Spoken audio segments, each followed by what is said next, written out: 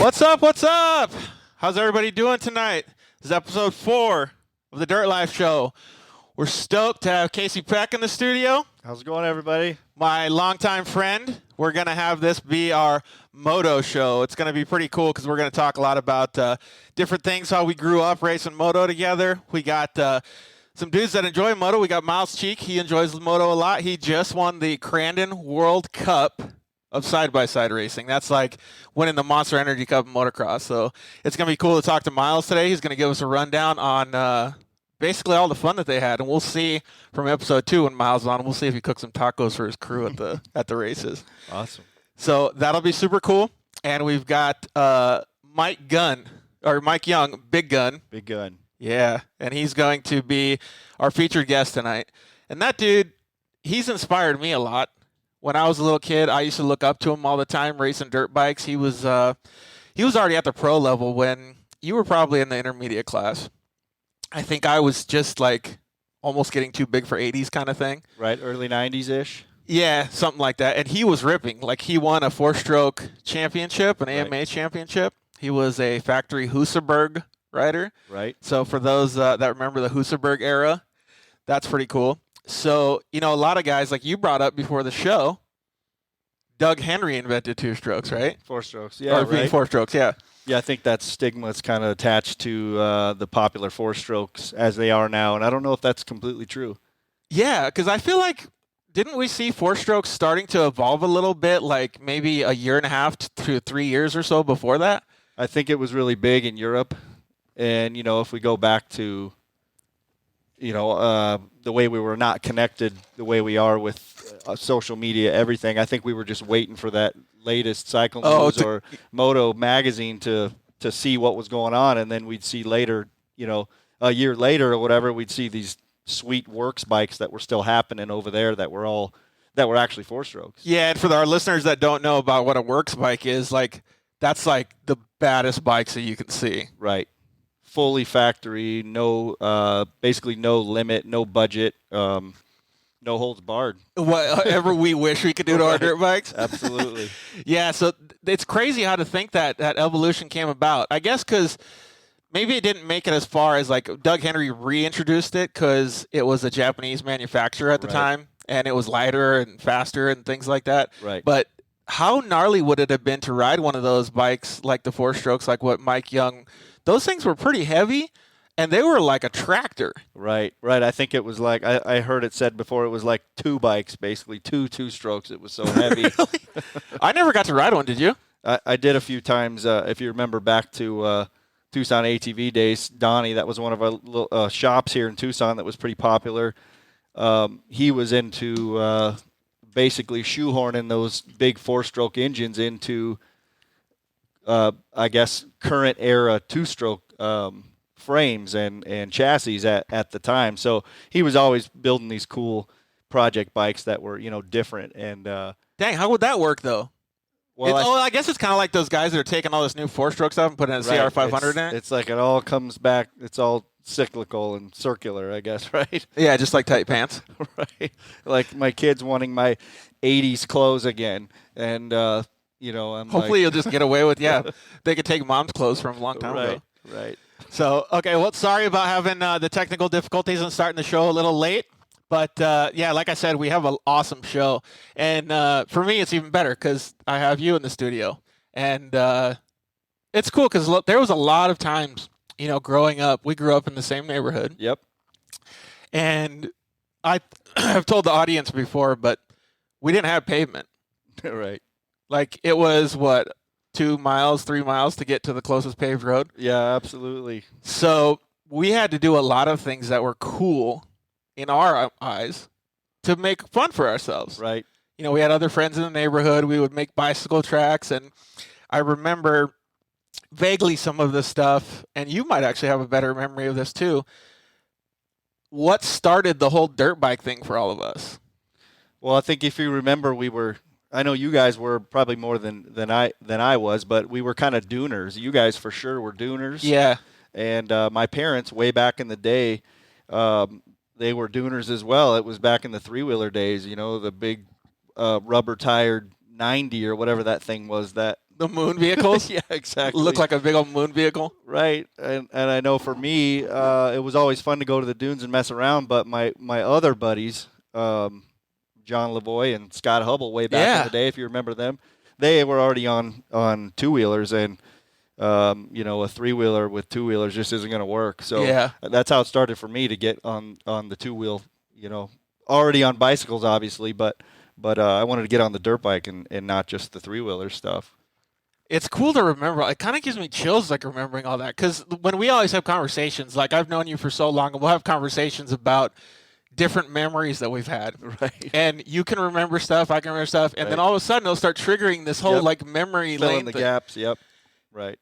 And it's so cool to remember that. I remember you had in front of your house, and there's probably a lot of people that did this too, a lot of our listeners. I would go to your house, like, to go play. Right. But every time I went to your house and I left, I would hit the little jump in the front. Right. Yeah, going down the hill. We had them all over the place. If you remember, our biggest thing when we got home from school or on the weekend or whatever was to see if we were allowed to go ride the 40 acres. Remember that? Oh, that big loop, that dirt loop that you go around? Yep. We had raised tabletop, and we had all kinds of little silly things that we built over the years. That You know what's funny about that, though, is now that I remember, like, that big 40-acre loop that we used to do, it wasn't easy in a car. Like, so to do that on a dirt bike was actually kind of fun for us beginners, like, because it was, like, tough. It was like a track for us. We were out there racing, Yeah. That's good. Well, imagine, like, us trying to do it now. But that actually brings up a good point, and that's the dirt life. That's what the whole show is about. Sure. And why we have so much fun watching with or talking about these stories with everybody. I've had so many people reach out on social media. This is only our 4th show, and it's going fantastic, dude. Like, I can't even tell you how much more interaction and how stoked I am than what I thought it was going to be. It's so cool. And everybody connecting on our social media channels, like on Instagram, Facebook, at The Dirt Life. People sending emails to the Dirt Life Show at gmail.com, and just connecting with us and sharing their stories, sharing what they want to hear about, sharing what they think is cool.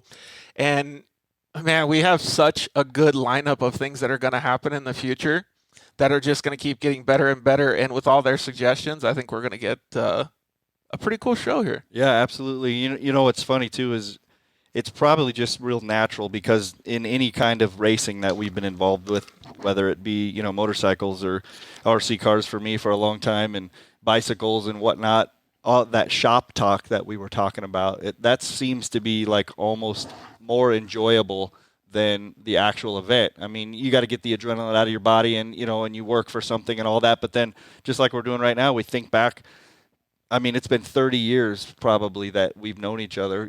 Plus 30 plus years, and I'm still remembering the berm we had at the end of your driveway, and you know what I mean. It's just that, again, that shop talk is it's just fun. It's just comforting, I guess. I couldn't agree more, actually. And after you're right. Now, because now that I think about it, after these different shows and stuff, it's got me in a better attitude talking about it, because so many people have the same stories to share. Right. And I mean, everybody's story is different, but the same interactions and the same, way of growing up. And right. Even if they had pavement and they didn't live the dirt life when they were little kids, they still want to go play in the dirt and have fun. So it's super cool to see that. And I think it's just going to keep growing. I think it's going to get better and better. And I really honestly can't wait until, we're a year down the road and we can reminisce on this first show, second show, third show, it'll be super cool. Definitely. So first thing we got to do is we got to thank all of our sponsors. We have a bunch of people that are really, really, they took a chance on us, non-proven show like we just talked about, and we're growing with them. Absolutely. And the Fuel Wheels, they've helped us out quite a bit. They helped me in my racing career in short course UTV stuff. They make fantastic products. They make awesome, awesome wheels. And we got one right over here behind you, over your left shoulder. That's a Fuel Anza beadlock wheel. Those things are so durable. I ran one of those wheels for 2 years. And all I had to do was replace one of the bolts on it, and that was it. That's pretty awesome. That's crazy. Definitely. And they look bitching too. So Jeremy at Goldie's painted that one for us. That's why it's all blue and cool looking to match the Project Unicorn that we did. That was a fun project. Right. And Shock Therapy. Shock Therapy is a really awesome shock company. They do, I don't even remember how many off-road teams they sponsor. I think he said like 80 off-road teams that they sponsor. Wow. So if you ever remember Mitch Payton in his pro circuit days, Absolutely. and Enzo Racing and Ross Maeda, those guys clearly have a lot of knowledge. And I remember that you sent your suspension to who would you use? It was Enzo. I had pro circuit there for a little while. I had a little, regional thing going on. Yep. But if it was paying your own money, it was Enzo. But I remember you got some suspension back, and I was like, geez, this is so good. And so the Shock Therapy guys are kind of like that for the UTV stuff. They're just leaders in the shock performance industry. Right. We have Solder Weld. They have a repair kit that you can take on your UTV, and then you can just go and you can fix any metal that you have any issues with. And most of the time it's aluminum, so you fix a radiator, you can do anything. You can make it back on your race or make it back on the trail and finish the race. So Solder Weld, those guys make awesome products. I actually had a guy call me this week and say that he ordered Solder Weld. Shout out to Nick Petrick. And he was going to get some map gas and go test that kit out on his SR1. So that's pretty cool to see that he's actually not going to go buy a new product. He bought a fix-it kit, and he's going to fix it. And that car has to be solid for the races. Yeah, so absolutely. it's kind of cool to see that. So you know that they're making a good product. Yep. We have Zollinger Racing products. They make, you'll like this one. It's because they make almost all of their stuff. They just made a suspension kit, all machined out of blocks of aluminum. Oh, that's awesome looking, I'll bet. I think it was for an X3, Can-Am X3. Dude, it was like a Picasso. It was so good. Like, just seeing the pictures, I was like, oh my God, I can't wait to see one of those in person. So we haven't got to set up a contest with them yet, but we're going to set up a contest to win some of their products. So some lucky winner is going to get some pretty badass stuff. And we also have Rigid Industries, and Rigid Industries makes just badass lights, man. And we talk about this on every show. You can go buy a light bar on Amazon, but it's not going to be like a Rigid one. So we want to thank all of them because they are what made this show happen, and they are the reason that we're so happy to be able to talk about all these memories. Right. So thank you guys very much. And most importantly, we want to thank everybody that's watching the show and listening to the show on iTunes and all the archives. So we're live every Monday night on Facebook and on YouTube at 6 p.m. Pacific Standard Time. So all of us in Arizona will have to change that once we have the time change. But we're also available in the archives on iTunes, Stitcher, all the podcast networks, and those views have grown too. Like, it's really surprising to me. Like, how many people have time to enjoy this shop talk that we're talking about?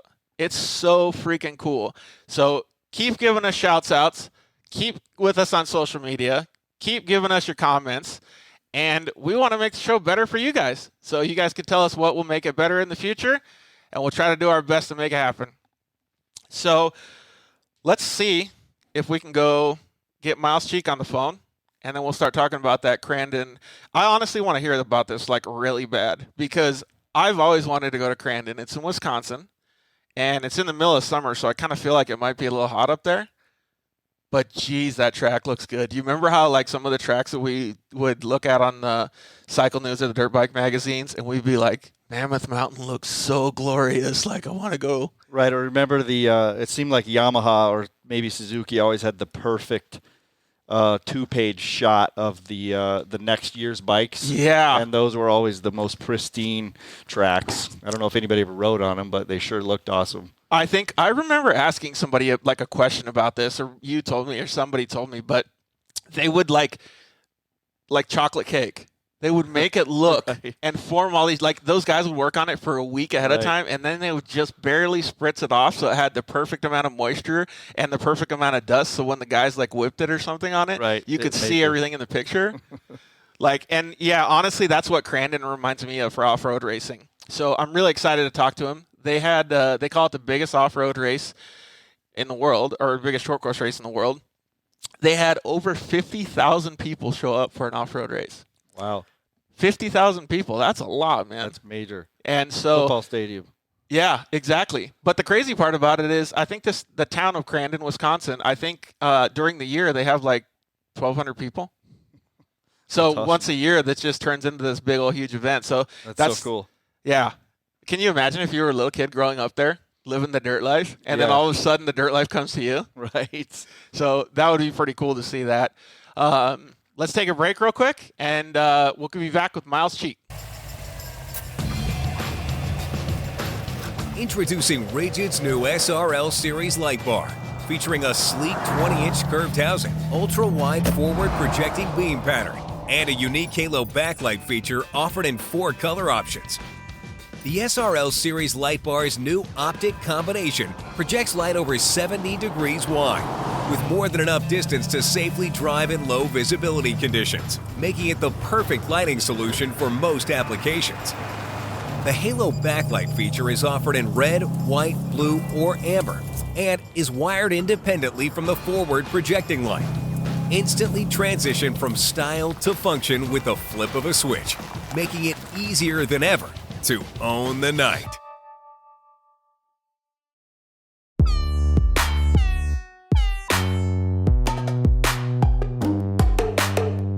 Hello, I'm Justin, the founder of Shock Therapy.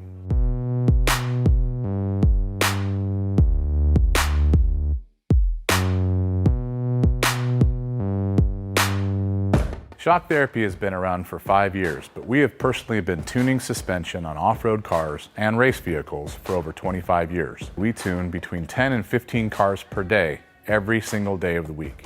Our concentration is tuning shock systems and supplying components that improve the ride quality of your car in many ways. Not only do we work on the average UTV, but we also tune suspension for race teams and professional drivers.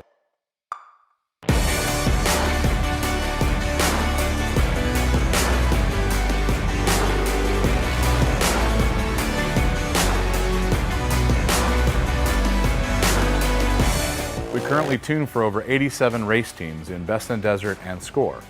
Our clients and race teams rely on our suspension components to allow them to win races and keep them safe. Suspension is a moving target. We are always trying to hit that target with every customer that we work with. Each customer's needs can be different, and we tune our kits accordingly. Our research and development never stops. We improve our components every single day. As the industry evolves and improves, so do our parts and kits. As of right now, we have over 100 products for UTVs. So when you bring your car to us, you have the satisfaction of knowing that you have the most experience, the highest quality products, and the fact that your car is being tuned specifically to you.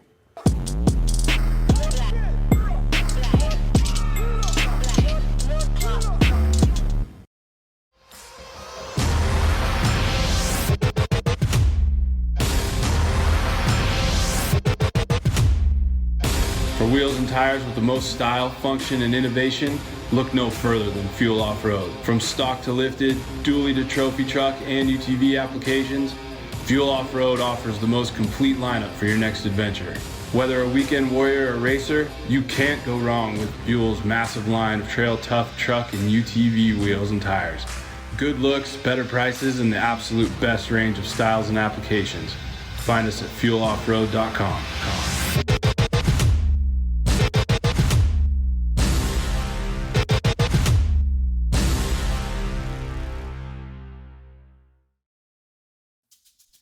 Hey guys, George Hammel here to talk to you about one of our sponsors, Solder Weld.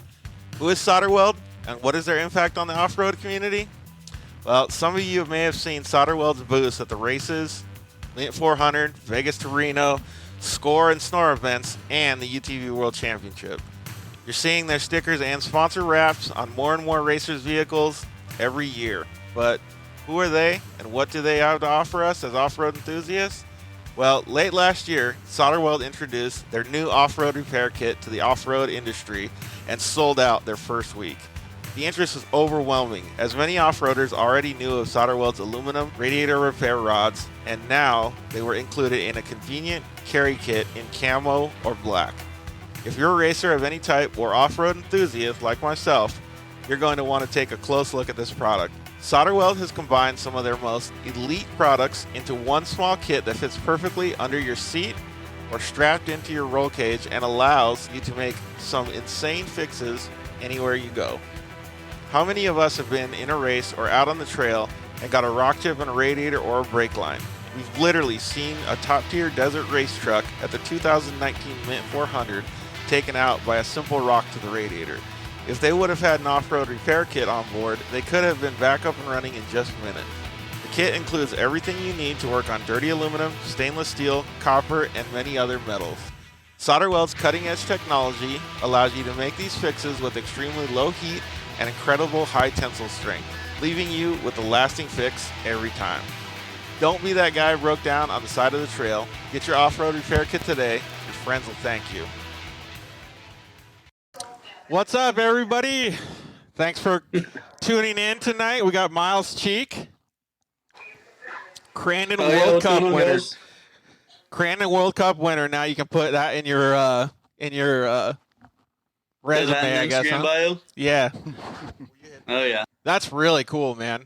And so what was it like going up and doing that track, man, in UTV? It looks like you're pinned the whole time.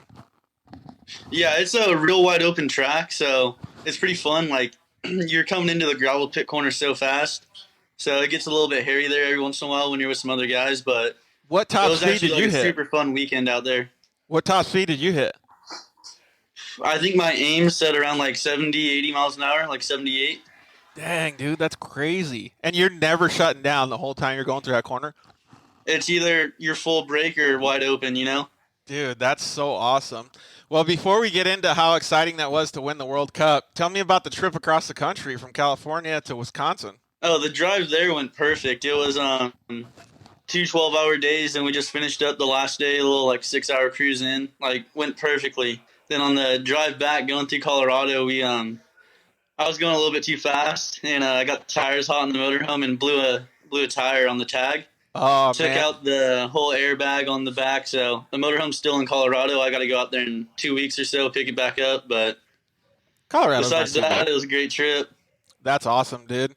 That motorhome is pretty nice, too. We were talking about on the first show how we try to keep up with you guys, and you guys drive that thing pinned everywhere.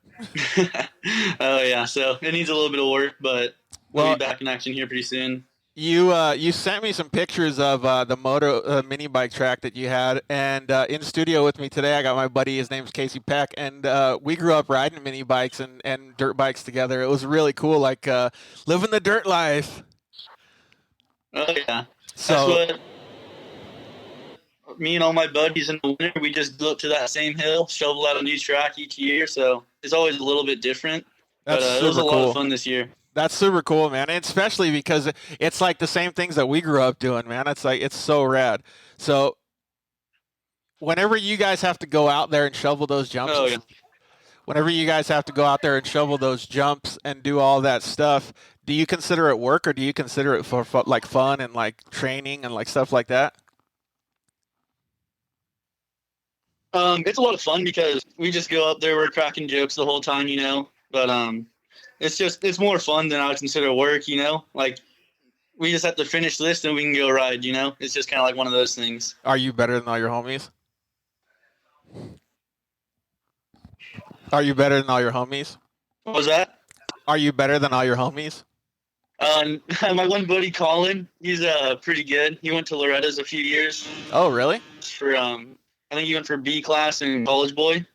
Oh, Yeah, right so on. he's got me a little bit for sure, but I try to keep up with him. He'll just play with me, you know. Like, he'll let me catch him, pass him, and he'll just push me wide. Oh, dang, dude, that's sweet. Yeah, those like battle block pass things are so fun when you can get with your buddies and do all that. Definitely. Remember doing that out at, I don't know. Oh the old- yeah, and Yeah. Myles, I don't know if you can hear us, but it seems like you got a little go bit ahead. of a weak connection over there with the Wi-Fi or wherever you're at.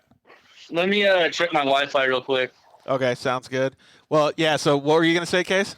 I was going to say, remember staying out. We were supposed to be back by sundown, but it seems Yeah. like we're out at the cow pond track till you can't even see, and we're still doing that to each other. It's just so much fun. Yeah, because you just want to never stop. All right. Is that how you guys do it too? Like you got to work the next day, but you just keep going because you're having so much fun? Oh, I can't even tell you how many times we've had to ride back in the dark. Like, we can only see like 3 feet in front of us, you know? That's awesome. All right, so now that you told us how fun the drive was out there and how flawless it was to drive the bus out there, We really want to know. The question is, what did you cook for the crew at Crandon? Oh yeah, every race I cook for the guys. What'd you cook? This weekend we did fajitas one night, then we did some steak tacos. Dang, Then really? I just got like a new flat top grill, so we were using that, and I love that thing. Dude, those are so good. So we went to the dunes. I think it was last Camp Razor or something, and one of the guys had the flat top grill out there. That's like a new level for me. Oh, dude, it makes everything so easy. Like I do like all the bacon and stuff for breakfast outside. Don't smoke out the motorhome anymore. Yeah, that's so cool. Shout out to James Hill for bringing the flat top for Camp Razor for us to try out. When we brought all the carne asada from like the Mexican market here in Arizona, it was so good. All those yeah, bell peppers, all those good veggies and stuff. Did you have good tortillas this weekend? yeah. There's at Stater Bros they have like these like they're like pre-cooked, but they're like frozen, tortillas. Yeah. So you just warm them up right there. They're my favorite tortillas I've ever gotten. But I actually bought some when we were coming back from Mexico in the borderline. Yeah. And those ones are actually probably my favorite. Dang, so basically you need to start planning more trips down to Mexico, maybe get a desert car. Oh, yeah. Go do some chill rides down there, then buy all the good tortillas on the way back up. Yeah. That's your excuse to, like, get tortillas is to go on a big trail ride? Oh, yeah. That's what, I know Brock Hager, he's always down there doing something. Dude, that's so sweet. Yeah. We went down to Mexico, and Myles raced at this race too. He had us all covered. We talked about it. Like his Polaris handled so good in these, like it's like a 6-pack of whoops, and he was like the only one getting through them clean because the Yamahas tend to like have suspension issues. But when we went down there, it was like a whole different world of how amazing the tacos were. Well, was it because your car was full of tortillas? Is that maybe why it was handling? Yeah, it was all weighted down. Put a bunch of tortillas in the back to make it not spring up. Sweet, dude. That's all Walker Evans shocks right there. Hell yeah. All right, so let's get into meat and potatoes. Tell us how Crandon was. Like, start from the beginning and start telling us how qualifying went, how the track was, and how the competition was. So, we show up we got there Wednesday. It was like kind of rainy, not too bad. Then Thursday it actually rained pretty good, like at midday. So they actually canceled all practice on Thursday. Really? Yeah, so we didn't get any practice. Then I think we were supposed to qualify for Saturday's race on Thursday too. So we didn't get to qualify for Saturday's race. How was it setting up the car then? You didn't get to? So on Friday we went and did the parade, got back to the track, and it was like within 10 minutes. They're like, all right, you guys want practice? Like 2 laps, come over to the staging. And you just go. So we went over there, got 2 laps of practice. It was like really nothing that good, Then, it's good that you know your car though, because like you already know it good enough to. And that's my 3rd or 4th year going there, so I have a pretty good idea what I'm going to expect out there on the track, Yeah, like a baseline setting. So how was that parade though? I thought it looked like. The parade's awesome. I saw some like Fred Flintstone mobile. Oh, dude, he's there every year. What is that thing? I can't even tell you. Like it's 100% wood on the outside, like wood wheels on it, and I think his name's like Squirrel or something. That's riding passenger. He's got like a shotgun in the side, and he's just blasting the thing off. Dude, you should see this thing. It really looks like Fred Flintstone's car. Like the wheels are all out around. So it goes down the street like bouncing up and down. It's crazy. Nice. What motor does he have? And they got like some like little doll legs hanging out from the bottom of it too. So it actually looks like they're using their feet to push it, Oh, really? Yeah, it's pretty funny. That is cool. What do you know? What motor's in there? Is it like an old school V8 or something? It's got some V8 in it. I'm not sure what it is. How fun is that to see that thing though? Did a bunch of people get pictures with it? You get any selfies with it? They don't really stop that much. Like they're just really cruising by. How's that? They're throwing out candy, water bottles, all kinds of different stuff. Oh, so it's not like it's for promotion too, like so vendors have areas and stuff? Yeah, they just kind of cruise through, but all the cars are usually like parked up on the side and stuff. Do people come over to you and get autographs and stuff like that? I didn't give any autographs, but like whenever someone comes up, like they just love talking about the cars. Like they just appreciate off-road so much out there. Way more than like what we're used to in Southern California and Arizona and stuff. Yeah, they like it a little bit more than all the guys out here for sure. That's cool. And Casey and I were talking about it earlier too, and you can expand a little bit on this. Is like there's 50,000 people out there. Oh, it's insane how many people are there. That's like did you see Bryant Lambert's aerial shot of all the campers out there? Yeah, that dude, it was crazy. Dude, it looked like it's Redbud. Insane how many people there are. Yeah. And like if you just try to stand on like the grass hill to watch the races, like you're just like you're gonna be bumping shoulders with someone the entire time. There's so many people. Like how Redbud is for motocross. Oh, it's pretty much the Redbud for off-road racing for sure. That's so cool, man. How many people were in your class? There was 43 cars. And so for anybody that doesn't know, Myles races Production 1000, which is the same class that I raced. He races a Polaris, and a lot of the other guys are in Yamahas, and now they have the Arctic Cats in that class too. And then they have Production Turbo as well. But a lot of times, depending on the track, I don't think at Crandon, but depending on the track, the lap times are pretty close because the cars have less lag. They don't have any turbo lag, so it's cool because you can come out of corners quick and stuff. Right. Well, how was it like having all those people on the track at once? Was it sketch? It was a bit of a mess for sure the first day because on Saturday we didn't get to qualify going into it. So I had to start 38th, I think. Then like Cole Keats, Brock Hager, and Robbie Hornsby, they're all 41st to 43rd. So they're all the way like very, very last row.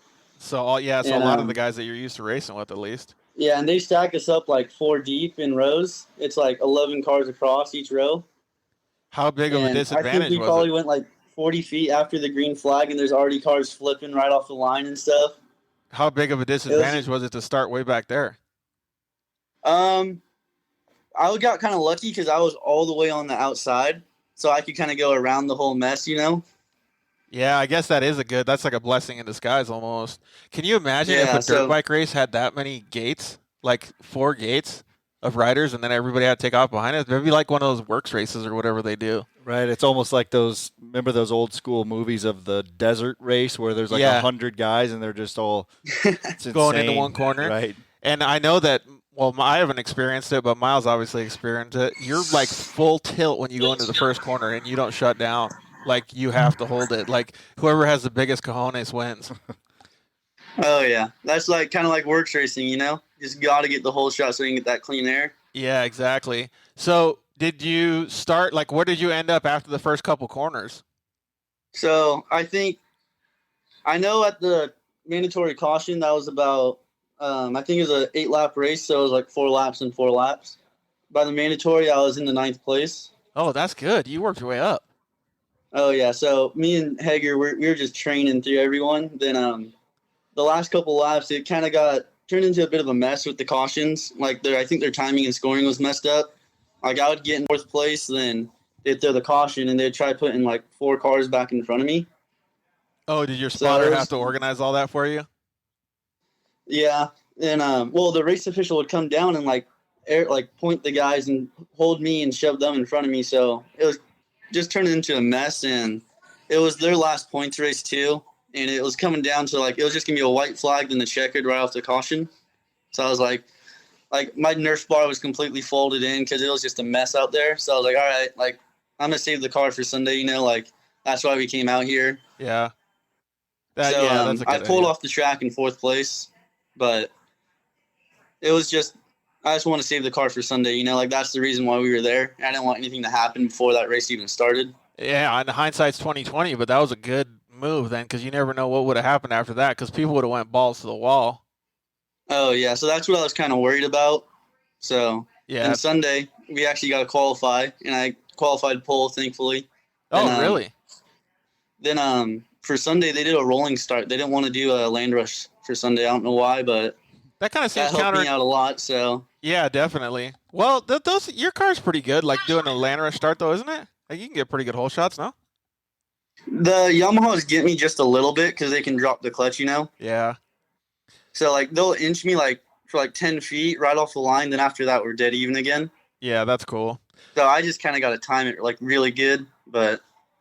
Oh, that's good, man. At least you're good at doing that because I remember that seeing your car a few times. But, okay, well. Yeah. let's hear what happened when you got that W. Oh yeah, that was a good one for sure. We just got out front right off the start. Then there was a couple cautions, and I just had to protect the inside for the first couple corners. And after that, I would get about 3 car lengths on him, so I could like actually start running qualifying lines again, you know. And So who are the competitors that were bit. up with you in like the top 5, top 3? Oh, there was a bunch of fast guys. There was CJ was in 3rd, then Jeremy Houle in the Textron was right there in 2nd place, and Brock was in 4th. I think Dallas Nord in 5th, and Robbie Hornsby in 6th. So That's it was cool, a super man. tight group. And how cool is that like, and we were talking about this earlier, different manufacturers of 4-strokes and 2-strokes and all this stuff, and we talked about it in other shows, but the drivers that he just mentioned, so it was Polaris, Yamaha, Arctic Cat, Textron, whatever you want to call them, and then a couple other brands and manufacturers behind him. It used to just be Polaris. So how cool is that to see the depth of the field now grow that much? Right. Sounds like it's really opening up and it's popular, right? That's good to see growth. Oh yeah, it's pretty cool because Cowie just came out with a new one. Honda just came out with a new one. So it's like cool to see all the different manufacturers and the different cars out there on the track. Like everyone on the podium Sunday was driving a different brand car. That's so cool. Oh, right. So we just got a guy that just messaged in saying, "Send it." That's cool. That's what you had to do in the first turn, man. Oh yeah. Was there any big jumps out there? They're okay. Like for the Polaris, it's we catch a little bit of air, but definitely like the Pro 4 guys, they get some good air coming out of the gravel pit.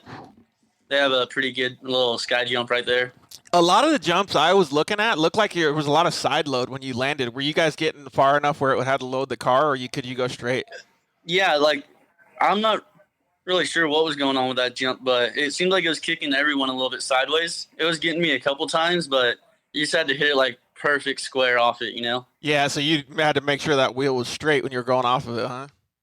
Yeah, leave the ground at the same time with the first 2 and the back 2, you know? How tight were the battles that whole race before you took the W? Oh, they were tight for sure. Saturday that's like when the good battles were really happening for me because I had to work my way through the field a little bit more. Mm-hmm. And I think in the gravel pit, like everyone was wanting to run the bottom, but it was just too slick down there for me with the Hoosiers. So I had to run the top, and the top was working for me right there. I think I was passing about 2 or 3 cars a lap there. Dang, really? Just holding that momentum, huh? Oh yeah, and it was so dry up there that I could go a little bit deeper and still get like the good drive off, you know? And I haven't been able to watch the race. I don't know where we can actually see it at. Maybe you do. But it looked like to me, like when you have that like open of a track, if you don't keep the momentum, like let's just say you do take the inside instead of the outside where you were, then it'll cost you like a half a second or 3/4 of a second going down that straightaway because you haven't built up yet. Oh, yeah, because you can be 5 miles an hour down leaving the corner, you know?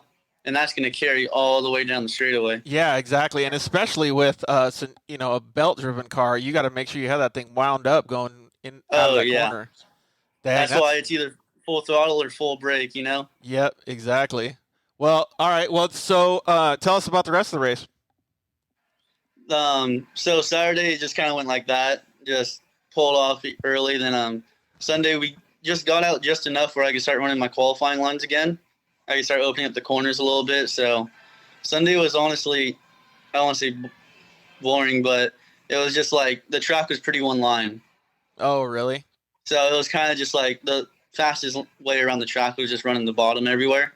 What about the mandatory caution? Did anybody come up on you in that mandatory? They would like throw the front wheels in there though, but I had like just enough where I could keep it pulled off the corner if I like wanted to hit the outside, you know? Yeah, that's good.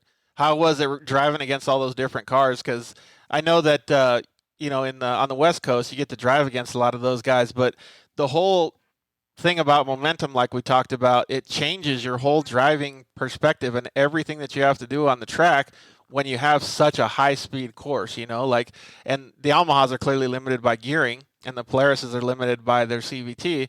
So how was it having to adjust to all that stuff and knowing where the drivers are behind you, their shift points, and where they're going to be strong and stuff? Yeah, you kind of have to, like when you have a Yamaha behind you or if you have like a Polaris or Textron behind you, you kind of have to drive a little bit different because the Yamahas can go straight down the bottom, rotate, and just grab a gear and go off the bottom, Yeah, exactly. So, like, when I see a Yamaha behind me, like, I'll kind of not protect the inside a little bit more, but I'll come down a little bit earlier when I'm starting my corner. Yeah. That makes Then, a lot of sense, though. Yeah. Then, but driving there, I almost want to say it's like a road course. Like, you don't really want to get the car too sideways. You just want all momentum everywhere, you know? The whole time. That's cool. Yeah. And then it must have been, like, pretty cool to come across that finish line knowing that you won the 50th anniversary of the Crandon World Cup. That's huge. Yeah, it was pretty big for me because the last couple of years we've gone there, we just struggled a little bit. Like, I was leading it one year, then had a little bit of malfunctions, and last year I just didn't quite have enough to get around CJ, but coming back, winning this year, finally getting the ring at Crandon. Did they give you so what do you get? Like, do you get a trophy or a prize or a check, or like what do you guys get? Yeah, I got a medal from him, but it's actually in my dad's office right now. Oh, I was gonna say the medal is super cool though. Then I got like a big old check from him. Dang. And then I'm supposed to be getting a ring in the mail here pretty soon. Really? Dang, dude, that's like winning the Super Bowl, son. Oh yeah. Cool. Well, congratulations. Really about that. Congratulations on doing that, man. That's so awesome. How did you feel? Like, did you have chills like standing on top of the podium? Like, yes, I did it. I slapped the roof a couple times when I got out. Yeah. Sweet. You call your dad? Dude, I was so pumped though. You call your dad and your family and stuff and let them know what happened? Oh yeah, my dad came up, just gave me a big old hug right there. Dang. Oh, so he was actually there. I thought he stayed back in California, no? Oh, my mom stayed in California. Oh, cool. So your dad was there. Dang, he got to live that dream. My dad was there. Sweet, dude. That's so awesome. My mom was cheering, watching the computer. How awesome, dude. Well, I'm glad that you have such a good family to be able to give you the opportunity to do all this stuff so that you can cook for them, you can win for them. Oh, yeah. I try to pull my weight as much as I can there. Awesome, dude. Well, you have anything coming up that you want to talk about? I'm going to be at the Sand Show this weekend. I'm going to be at the Players booth on Friday, be hanging out there with all the guys, and I'll probably be over at the Walker Evans booth also. Cool, man. Well, anybody that's in our audience, go see Myles at the Sand Show if you're going to be there, and tell him what's up and ask him how he's cooking for his family. Yeah. We'll get talking for sure. I got a question for you. Sometimes you go to these races, you're all super stoked about it, obviously, and tons of prep and practice, etc. You got your whole program ready to go, and then you show up and there's weather. And then at the end of the weekend, looking back, it's almost like those victories are like they're almost like worth more. Do you feel that? You know what I mean? Like you get there and you don't want that limited practice to mess you up and get in your head. You have to face a little bit of adversity to really get it. It's like we were working on the car until about 10 o'clock at night on Saturday night trying to get the thing ready for Sunday again. So I just got to really thank my crew chief, Tim, and my dad. They put in so much work for that on that car and just for me to go out there and race. So seeing how hard those guys worked and the little bit of adversity we had to face that weekend, it just made it all that much sweeter. Yeah, it seems like when it all comes together, those kind of weekends, like I said, they almost seem like they mean more, you know? So yeah, awesome. When you actually have to really push for it. Absolutely. You know, and the other thing too, with that limited track time, it really the cream rises to the top, as they say, and starting in the back and doing all that stuff, it sure seems like maybe you had time to gather your thoughts and find the lines and it just all came together. That's pretty awesome. Oh yeah, we were all talking Saturday night, just trying to do we wanted to make some changes, but we didn't want to do too big of stuff because we only have 2 laps qualifying and right into the race again. And we knew we had to qualify good, so we just got the car as good as we can, as fresh as we could get it, going into qualifying just to make sure we can get a good qualifying spot. Yeah, that's key, man. That's so cool, man. Yeah, and like what you're saying, I guess that prep is really important, especially when you have that limited amount of time. Yeah, I mean, that's when it all feels like it pays off. Like, you're confident coming in. You guys have wrenched your butts off, and then that no matter what happens, you're going to throw that car out there and you're going to do the best you can. And when it's miles ahead of everybody else, that's pretty awesome. Good feeling. Oh, yeah. And it was pretty cool because this was actually my first win of the season too. Awesome. So that was that's the one to win for sure, you know? Absolutely. Yeah, that's like you don't race Supercross, you don't race motocross, and all of a sudden you just go and smash the Monster Cup and just get $1 million. Yeah. Right. Oh, yeah. That's so cool, man. Well, thank you again, Myles, for coming on and giving us your lowdown on Crandon, dude. This bitchin'. Like I said last time, you're an awesome kid, and I'm glad that your dad gives you the opportunity to do all this stuff. And keep working hard and kicking ass, dude. Oh, yeah. Thank you guys again for having me on. It's always a pleasure talking to you guys. Yeah, we'll talk soon, I'm sure. Yep. Congrats. Right. Have a good one, guys. Congratulations. See See ya. ya. That's so cool. I love seeing like that, just like you said, like how much work it takes for people to have that ability to go out there. And like he's a good driver, a really good driver. Right. Got to have that, obviously. Well, I was thinking about it when you were asking him that question. I know that you raced RC cars for a long time, and you still do. And you've made you had to learn RC cars yourself, just like Myles did with his dad, help from his dad, learning how to race off-road, just like I did when I did RC cars, motocross together, off-road, all that stuff. And you made a really good point about that setup and the team because, I've only raced RC cars at a local level. They're fun, but it's nothing compared to the stuff that you've been through when you're part of the crew for a top-level driver that's going for a world championship. Right. Yeah, it's pretty insane. And I know it sounds kind of silly, but it really applies to all racing.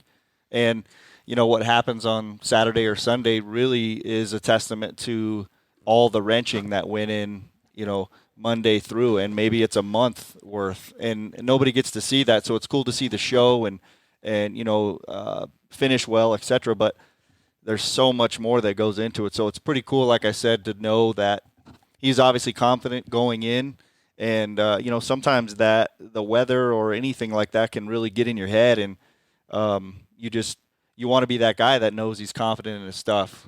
Yeah, well, and even like the weather, whether it gets into your head or not, that could mean that you have to completely change your setup. Absolutely. So that's like a mind F right there. Like, right. So how do you deal with that? That's cool, though, that he was able to adjust, and especially he said he's done it for 4 years, but he doesn't live there. He lives in Southern California, right. Southern California. So it's cool to see that. And for you to ask him those questions is really cool to me because I could almost see what's going on in your head thinking like when you were dealing with a person like Adam Drake and a top-level RC car guy, and you're on the other side of the fence. You're not racing. You're handling a lot of the pit crew stuff. Right. So that's super cool, man.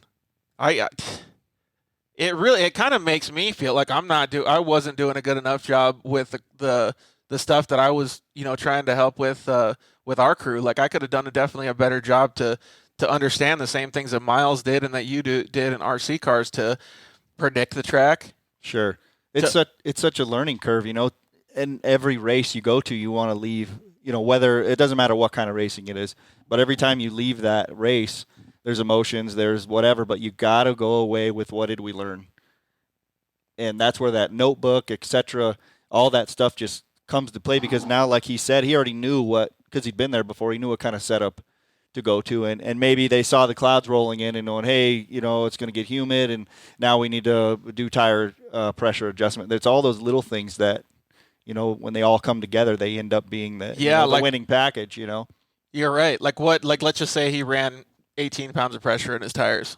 What if they had ran 20 and it gave him that 2 mile per hour less? Right. And he ended up in fourth instead of that first spot. Right. Yeah, right. That's crazy to think about that. That's really cool that he was able to do that and he has that experience. And he's a young kid. Right. So that's neat. Well, I think we should just start getting stoked on this Mike Young dude that's going to come on, man. He is so badass. And I've been looking forward to this show all week because I just want to talk moto, dude. Yeah, totally. I even went out and sat on a mini bike and twisted the throttle a little bit and felt the brake lever. I was like a little kid. So it's cool to have that. So, all right, hit us up in the comments and we will be right back after a commercial break from our awesome sponsors.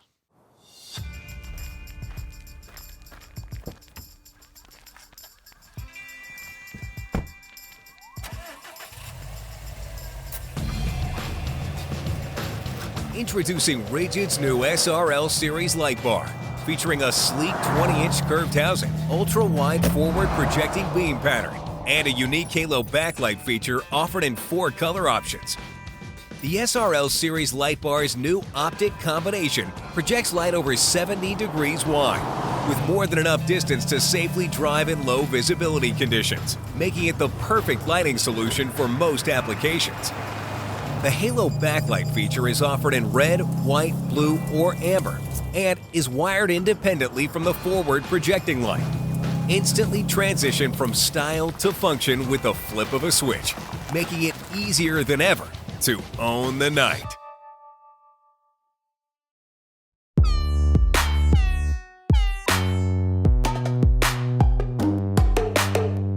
Hello, I'm Justin, the founder of Shock Therapy.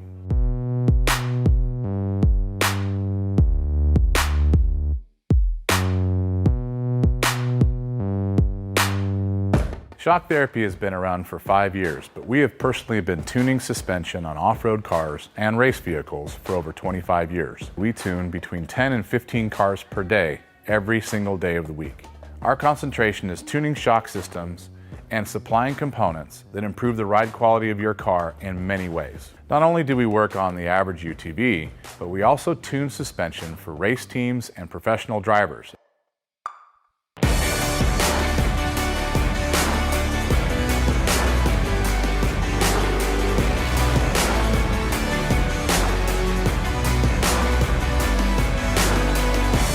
We currently tune for over 87 race teams in Best in Desert and Score.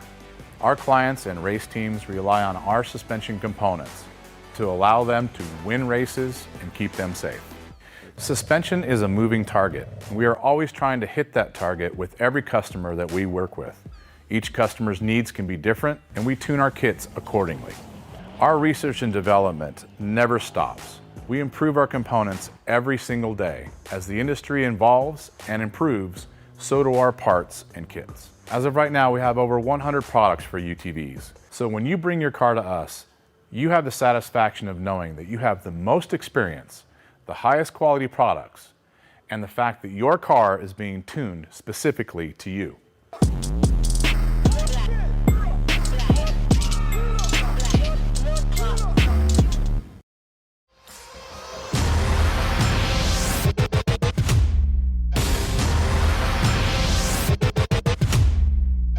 For wheels and tires with the most style, function, and innovation, look no further than Fuel Off-Road. From stock to lifted, dually to trophy truck and UTV applications, Fuel Off-Road offers the most complete lineup for your next adventure.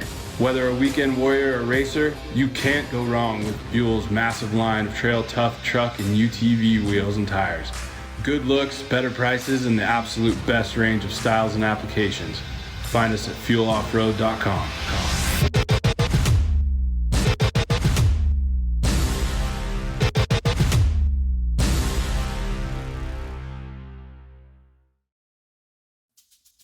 Hey guys, George Hammel here to talk to you about one of our sponsors, Solder Weld. Who is Solder Weld, and what is their impact on the off-road community? Well, some of you may have seen Solder Weld's booths at the races, Lint 400, Vegas to Reno, Score and Snore events, and the UTV World Championship. You're seeing their stickers and sponsor wraps on more and more racers' vehicles every year. But who are they, and what do they have to offer us as off-road enthusiasts? Well, late last year, Solder Weld introduced their new off-road repair kit to the off-road industry and sold out their first week. The interest was overwhelming, as many off-roaders already knew of Solder Weld's aluminum radiator repair rods, and now they were included in a convenient carry kit in camo or black. If you're a racer of any type or off-road enthusiast like myself, you're going to want to take a close look at this product. Solder Weld has combined some of their most elite products into one small kit that fits perfectly under your seat or strapped into your roll cage and allows you to make some insane fixes anywhere you go. How many of us have been in a race or out on the trail and got a rock chip in a radiator or a brake line? We've literally seen a top-tier desert race truck at the 2019 Mint 400 taken out by a simple rock to the radiator. If they would have had an off-road repair kit on board, they could have been back up and running in just minutes.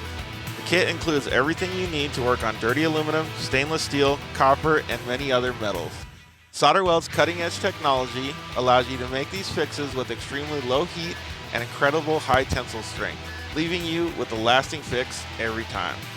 Don't be that guy who broke down on the side of the trail. Get your off-road repair kit today. Your friends will thank you.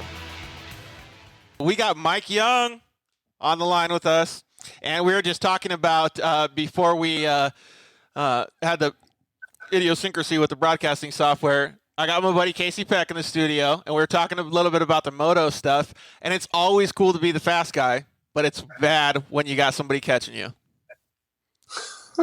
You guys, I love how you get to sit here and you get to talk Moto like this. This is awesome because you could tell stories about this all day long. It makes me think of my childhood years when I was the little 80 expert, and I'd be with the pro guys at Saddleback, and it was so funny because we were fast. I mean, the 80 expert kids were really fast. Yeah. And if you took an average like local 250 pro guy, you were probably faster.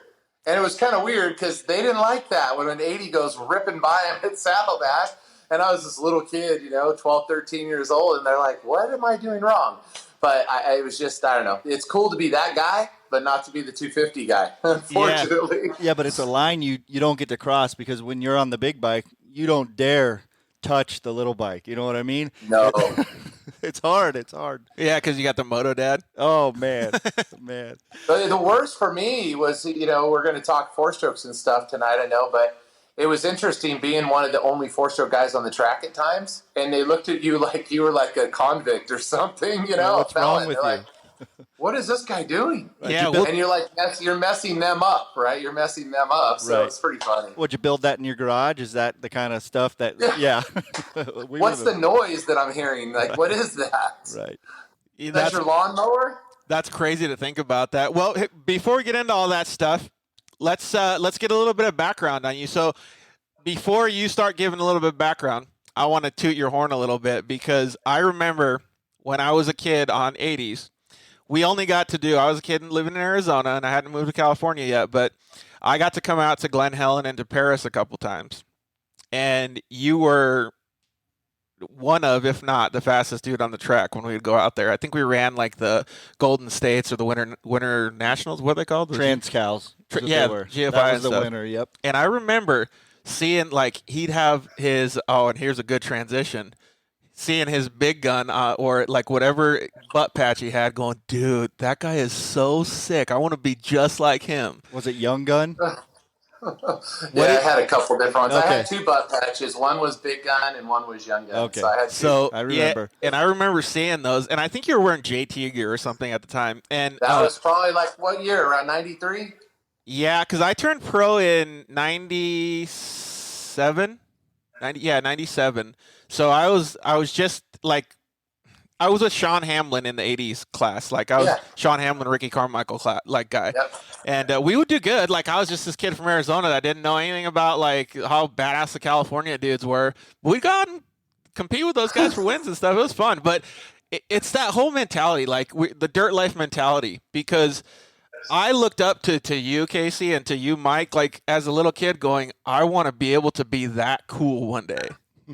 Like, and so give us. Now you are. Look, now you're that cool. I don't know about that, dude. I drive a side by side as a professional, and I could still get hurt. I don't know how it happened. Well, give us a little background, man. Like, what made you get into dirt bikes and stuff? Oh man, well I appreciate for one, I really appreciate what you guys are doing, and I hope to be able to help support you as much as possible too through this endeavor. And so with that said, I'm honored to be on the show. I used to live in Northern California, so I was born in Southern California, and my dad and my mom, we had a house up in Northern California in the Bay Area called Livermore. And when I was little, my dad used to ride at Carnegie and Hollister. And I would just, I was little. I was probably 4 years old, I think, when I started wanting to ride. And he would throw me on his gas tank. And back then they were steel gas tanks, so it didn't feel so good. So he would throw me on there. You hold the handlebars, and he would just take you for a spin around. And, as a kid, you're like, dude, that's it right there. And I don't know how it all went down, but I think my dad saw that there was some interest, and Honda in 1974 started making a MR50. And so he goes to my mom, hey, can I get your blessing? Can I buy an MR50 and put Mikey on it? And she goes, yeah, I guess. So anyway, they didn't know what they were about to get into, you know what I mean? And so my dad got me on it and saw that I picked it up really quick. And he's like, hey, maybe there's something here. So he took me to this local track we cut up north called the Powell Track in the Bay Area.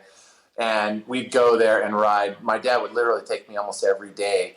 And I'd ride and just ride and ride. And he said I guess I went back and asked him, but he said he let me practice for 6 months straight before he ever let me race the first race.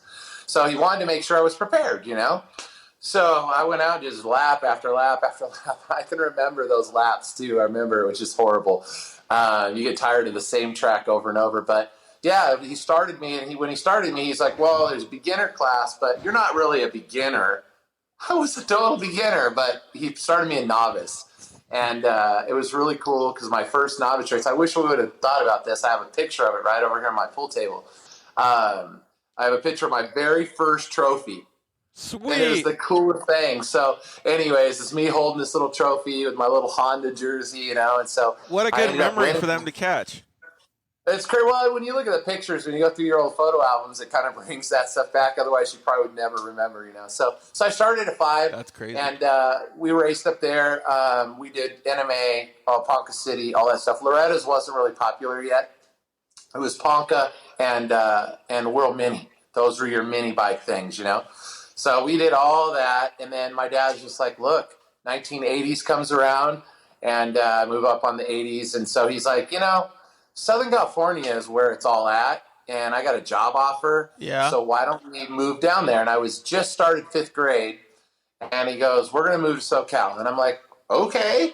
So meanwhile, I just got some Yamaha support, and they're giving us some bikes. Sweet. And so I got a couple little YZ80s, you know. I was all like the happiest kid in the world. And so we moved down here, and it was a rude awakening. I was fast up there, but down here, it was like a whole, like you were saying earlier, Arizona here. Yeah. You guys are fast too. It was like awakening down here. These guys were no joke. And so it was almost like I stepped into the wrong class. But yeah, I stepped down here and just started riding and racing and go Trial to by Saddleback. fire. Well, yeah, that's what it was. Dad just like, here, you're in there. So we came down and just went for it. And it was cool because being down here in the mecca of it, you just start getting in, and you're there every weekend, and they start to go, hey, would you like to be part of this? Would you like to be in this magazine? Would you like to be on the catalog? You know, and it just started to trickle. And I think Yamaha gave me my first real deal started in 1982, and Yamaha loaded us up with 680s. And that was when Yamaha had the radiator on the front. Oh, right on. Remember when it was right there on the steering mount? So anyway, I started on that, and then it just started trickling. And so then, you know, one by one, just year after year, and I moved to 125 intermediate in 1985. I was just too big. I was 14, but I was really tall. Oh, really? And the 80, I couldn't ride it. It was just so small. And so Yamaha goes, well, here's a couple 125. See if you like them.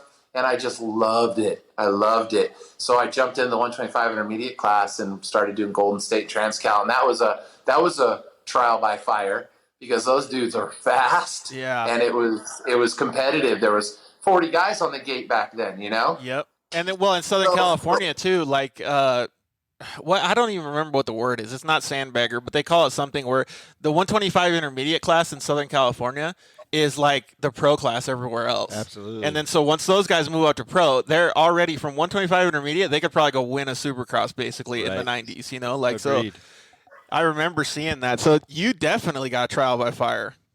Yeah, it was hard. I mean, it was rough. But I rode every day. I rode whether I had a broken wrist, a broken arm. I was out riding literally daily. Yep. And we had a place I moved to Laverne, which is over it's over by San Dimas. Yep. And anyways, moved over there, and up in the hills, there was just all this land. And I got a letter from the Lewis family that owned all the land, and they said I could ride there. So we went up there, and we built our own little tracks, and we went and mobbed it on a daily basis. It was pretty cool, and it's pretty neat when you see guys like Larry Brooks and I forget some of the other names. Dubach would show up once in a while. They were all young then. But they would all show up and drive out there. I'm like, how did you guys know about our little secret track, you know? So it was cool. And then, just on and on and on, racing, doing the daily weekend stuff. And, I'm not. When the secret track no longer becomes a secret track. Yeah, that happened to us, too, out here in Arizona. Then all of a sudden it just beat to shit. They don't have that anymore. Like, all these guys ride motocross tracks now that are all perfectly groomed, and the tracks we practiced on were so rough. It's just it's a different sport. But I don't know, that was cool. I'll just give you just a quick little view of the rest of it. So in 1990, it was 91, I was riding for Suzuki and doing West Coast Supercross, all the West Coast motocross stuff, and I was on their full support program. I had 125s, 250s, and the Husky came to us and said, hey, there's this 4-stroke race every year, and the purse is like 15 or 20 grand, and we'd like to know if you'd be interested in riding it. And I was like, a 4-stroke? Like, why would I want to ride a big old 4-stroke, So anyways, I just opted and said, all right, I've done some magazine testing on these bikes. They're big old turds, but, I'll give it a shot. And so I asked Suzuki, and Suzuki goes, hey, we don't have anything, so go right ahead and do it. And I show up, and it's like, oh, my God, this is going to be the gnarliest thing in the world. Just to start the bike took everything you had. The pipe ran along the side of the frame, and it burned your leg like crazy. Burned your boots, a hole right through your boot. So it was just like a lot to learn in a little bit of time. And I got out there, and I ended up full gate, 40 guys. I mean, there was Eric Kehoe, a bunch of big names, Ty Davis, a bunch of guys. And I'm like, all right, let's see what happens. I got second and second. And I was like, dang, wow, this is pretty cool, right? So did that, got a good paycheck out of that. And I was like, wow, this is fun. The next year they came back again. I was with Suzuki again, and they said 92, and they said, hey, do you want to ride the whole series? Now there's a 7-round series and that race. Okay, maybe. And they go, but you also got to do some off-road races too. Oh, dang. Off-road? I've never been in a desert in my whole life. I was like, what's that? So I'll get lost unless it's a race course, So they had me race one national Hare and Hound, and then I had to go to Arizona and do where you guys are in Cottonwood or somewhere. I forget where it was. I think it was Cottonwood. And I had to do a national enduro or the Hare Scram, the one that Scott Summers would do and Plessinger. Was Spud Walters in that one too? No, this was right before Spud got into it. He didn't get into it just yet. Was it that it wasn't part of like the works racing or anything, was it? No, it was weird. So the National Hare Scrambles was like Scott Summers did it. And it's like they took and had a big motocross track. It was maybe 5 miles long or something. And you do like 2 hours of racing. Wait, Case, was that Scott Summers guy? Wasn't that the dude that had the XR 600? Yes. Yeah. Is that him? And he could lift it up. Yeah, I seen a picture of him doing that. Yeah, exactly. That was gnarly. So it was him, Rodney Smith, Plessinger. I mean, there was a gamut of guys that were just incredible in that, that sport. And so here I'm a motocross guy, and I'm like, you want me to race against Danny Hamill, Ty Davis, Larry Rossler, Honeycutt, guys like Paul Krause. I'm like, I don't even know where I'm going in the desert to then go over there and race against those guys. So that was funny. But the motocross thing, I ended up winning the championship for them, the 6 or 7 rounds. We had full gate of moto guys like Kyle Lewis and a bunch of big names. And I ended up winning on Husky. I got Husky their first motocross 4-stroke championship in 92. And the best part was I finished, and I had to push my bike at Carlsbad halfway around the track because the chain fell off and it wouldn't go back on. Oh, so I had to push the bike to the finish line just to get the points. And it weighs like 500 pounds or something? Oh, I was dead. And so I just wanted to lead into that because that's where the 4-stroke thing started for me, which changed my entire career. Yeah, so that's cool. A total different direction. And I love the part about the resilience and stuff. Like that'll come up a lot in the rest of his story. But a lot of motocross guys have that never give up attitude. In fact, we have a little never give up thing right here, so that's kind of cool. But yeah, and to go out and do what Mike did, having no idea what was going to happen, no idea of how a 4-stroke was going to handle, no idea of who he was going to race against. These are just totally foreign competitors. And to go and do a race series, or not a race series, a race that he has no idea where he's even going. Right, fully commit, head first. It's 2 wheels, right? It was Go gnarly. for it. It was crazy because showing up at that race was pretty gnarly, that Hare Scrambles, because I, for one, not knowing where you're going because you don't get to pre-walk the track or anything like that. to start a 4-stroke that day and age was really hard. Yeah. You had to get it top dead center, just past it, and hope that you got it the first time or you'd be there for a while. And it's a cold start. So you had to hold your hand up here and take off. And I ended up getting like a 7th or 8th place start. Crazy thing is, on the first lap, I passed all those guys, got all the way up to 3rd, and I was on the leaders. So it was Rodney Smith, Scott Summers, who's the champ, and me. And it's like we just pulled away. And the craziest thing of the whole thing was, on the second lap, I got a flat back tire. I rode the whole 2-hour race with a flat tire and stayed in 3rd. If the tire would have came off, I would have lost. But the tire stayed on. I milked that thing for hours and made it to the finish line. I was blown away. I was like, how did that happen? Dude, that's so cool. The resilience of that. side. That is awesome. It was cool. That is I enjoy those kind of stories. They're fun, Absolutely. Dude, Remember those. And it teaches you something too. Like it really does. Like I don't know Well, about you have to think. You got to think. You have to think beyond. You're like, okay, I'm in a situation, a crisis. I can't pull off because I don't have a spare wheel. I'm a motocross guy who brings spare parts like that, right? Exactly. You're lucky if you got goggles extra. So you have to put yourself in the MacGyver mindset of, I need to finish this. How am I going to do it? And it changed my whole riding style. I had to keep the back wheel kind of off the ground. I was smoother on the throttle. I didn't do any crazy movements. I mean, that's a long ways to go with a flat back tire and even stay in the race, let alone get 3rd. You know, there was 40 guys in that race, and I beat all those other guys. Dude, kudos so I don't to know you. If they knew I had a flat tire, they'd probably be not too happy with me, you know? Yeah, that's awesome. And especially just not knowing that's just so cool, man. Well, it's fun. It's a fun story.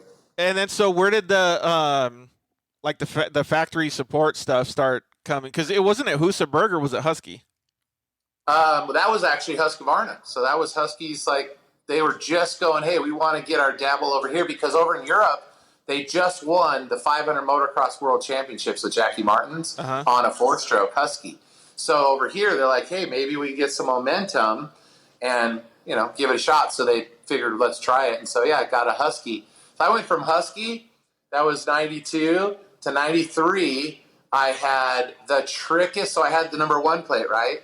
And in 93 is when I get a phone call from Honda. I used to do a lot of testing. So during the week, I was contracted by Honda to be an R&D tester. So I would do all the testing on the new bike before you guys even knew the bike was coming, right? Okay. So we would test it, figure out what suspension setups, figure out what gearing, what motor package, what tire package.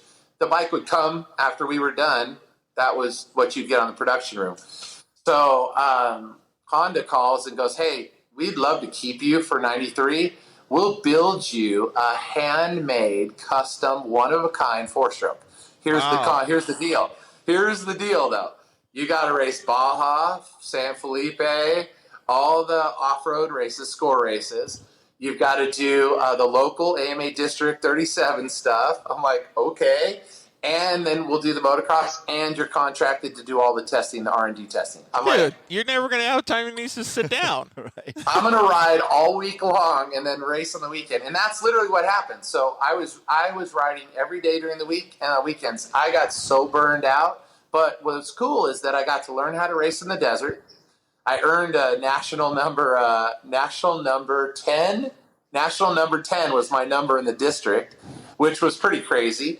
I got to make really good friends with Johnny Campbell. This is when he was young and started to come up, he's an unbelievable sensation, you know, he's famous. And Johnny was my teammate. We were best buddies. And Johnny came over to race some motocross with us. But then we took this motorcycle out to the motocross and raced the 4-stroke nationals. And people were like, what is that? And it was so tricked to be on this Works Factory Honda that nobody could ever have, right? There's one in existence. Problem was it was so fast that it would rip the chain would rip the teeth off the back sprocket. Holy cow. Yeah. So we had to fix that. We had some heating oil issues. The oil would just get too hot, motor would get all jacked up. So once we worked through those DNFs that we had, when we would stay together, we were gone. Like, we would be like 20 seconds, 40 seconds, and half of a track in front of everybody. The bike was so good. But it was fun because I got to go to Baja that year and got to get teamed up with Dave Donatoni and Chuck Miller. And our team, we were the B team for the factory Honda team. We were like the B team.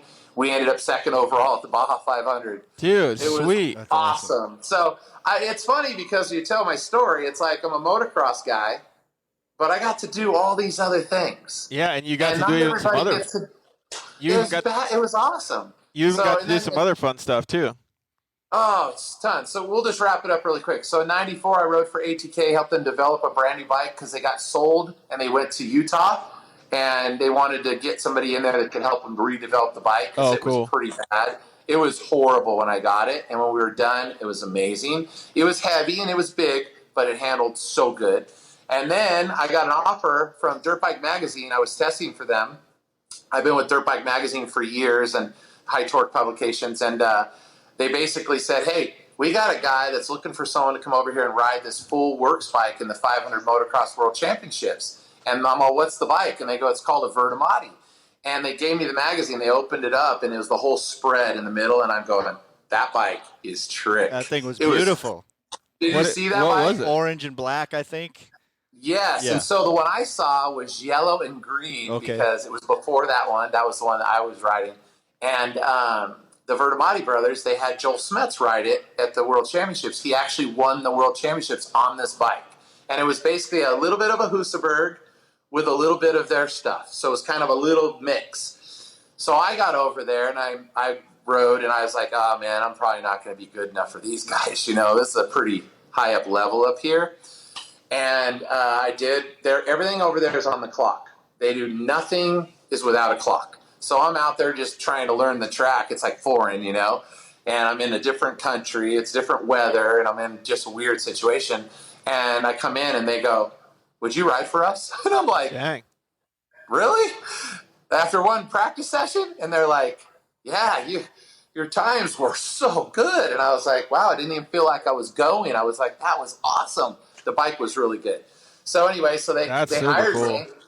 It was neat. So to be able to ride a one-of-a-kind bike like that and to go back and say I got to ride this trickiest four-stroke ever, and I was running, it was rough because you're going to different countries, different tracks, place I've never been in my life. I have no idea. I don't know any of these riders because I've never raced with them, right? It was pretty interesting because they give you tons of cheers, tons of people shouting for you, and so that kind of helps you through the race. But 2 45-minute plus 2 laps each time, so you do 2 of those in a day. It's almost like 2-hour races on gnarly tracks on a gnarly bike. And I was 6th in the world about 7 races in. I was the 6th overall. And get this, there's like 70 guys trying to qualify each weekend. Wow. It's crazy. Like, that's awesome. You don't know where these guys are coming from. There's just guys everywhere. So I was 6th, and the last race I raced was in my home country there in Italy. And it was at a track called Cingoli. And the first moto, I got a bad jump and got all the way through in 45 minutes plus 2 laps to 2nd place. Whoa. They were like freaking out. My team didn't even know what to do. They were throwing stuff. They were like freaking like, what's happening? And the crowd, because I'm on an Italian license, an American on an Italian bike, the place was coming unglued. Like I had goosebumps thinking about it because they were so roaring rad. me on. So I got 2nd in the 2nd moto. I was right where I needed to be to get the overall. And a spectator ran across the track. And I was in the air. I landed on him. He didn't even get hurt. I stuck my leg out, and it took the brunt, and it popped my ACL right out. Done. Oh, dang, I had to go home. So overall, I got 13th overall in the world. Came home, and I was like, do I go back next year, or do I stay home? Well, AMA calls, and they go, we have a full AMA National Motocross Championship for 4 strokes. What are you going to do? Yeah. Sign me up. I'm like, I'm staying home. I want to eat it in and out. I want to be in my own bed. So I stayed home. So that's where I got on a Husaberg. Yep. And KTM was bringing them in. They owned it. And that's when KTM was still back in Ohio. And Rod Bush was the president. And Chuck's son called and goes, I want to put you on one of my bikes. And I said, let's do it. So he hired me and Mickey Diamond. And we went out and raced. And they had an East Coast and a West Coast. It started with West. And then when it was done, then it went to the East Coast. And you only had to win one side.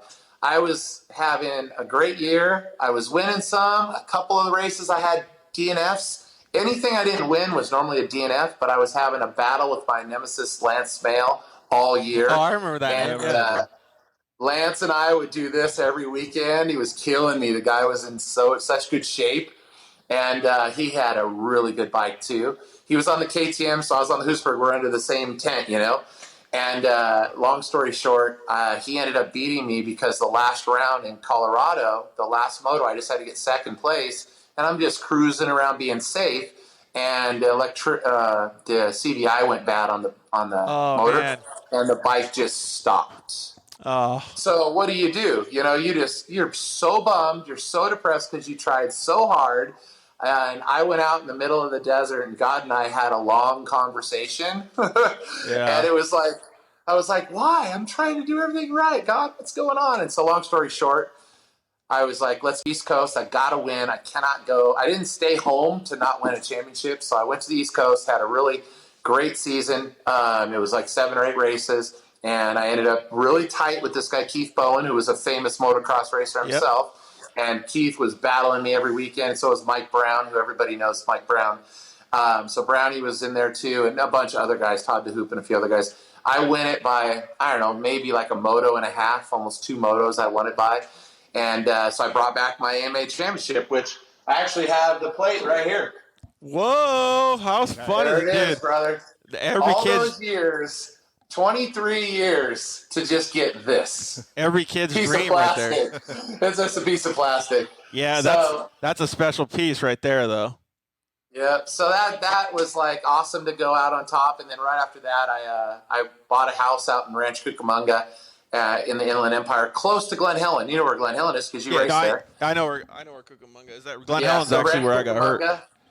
And I in '97, you know, Hoosberg calls and goes, "Hey, we want you back to, of course, go after the championship again." Yep. And I'm like, "Okay, let's do this." So in a nutshell, just really quick now, they the first race is in Arizona on a where was it?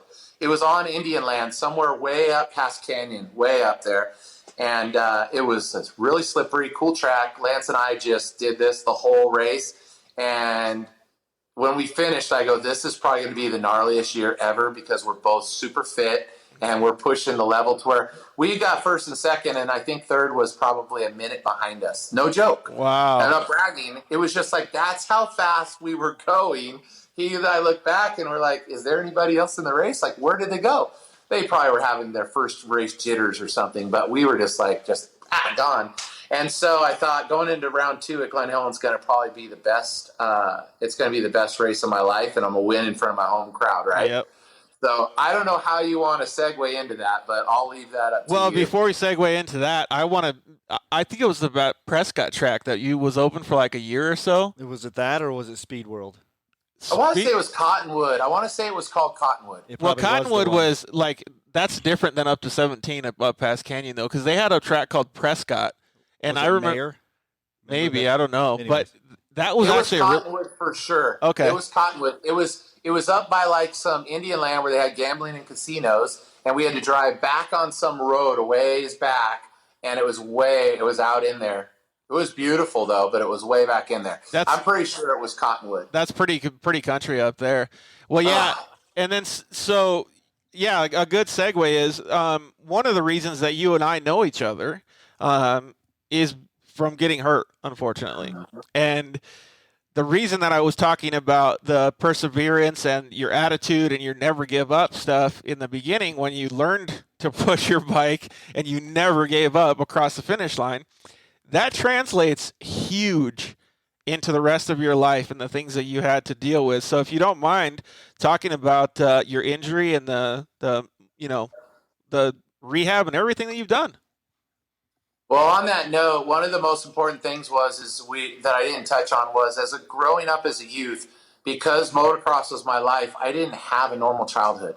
I didn't get to go play with my buddies. I didn't get to go out and just loosen up and just have fun.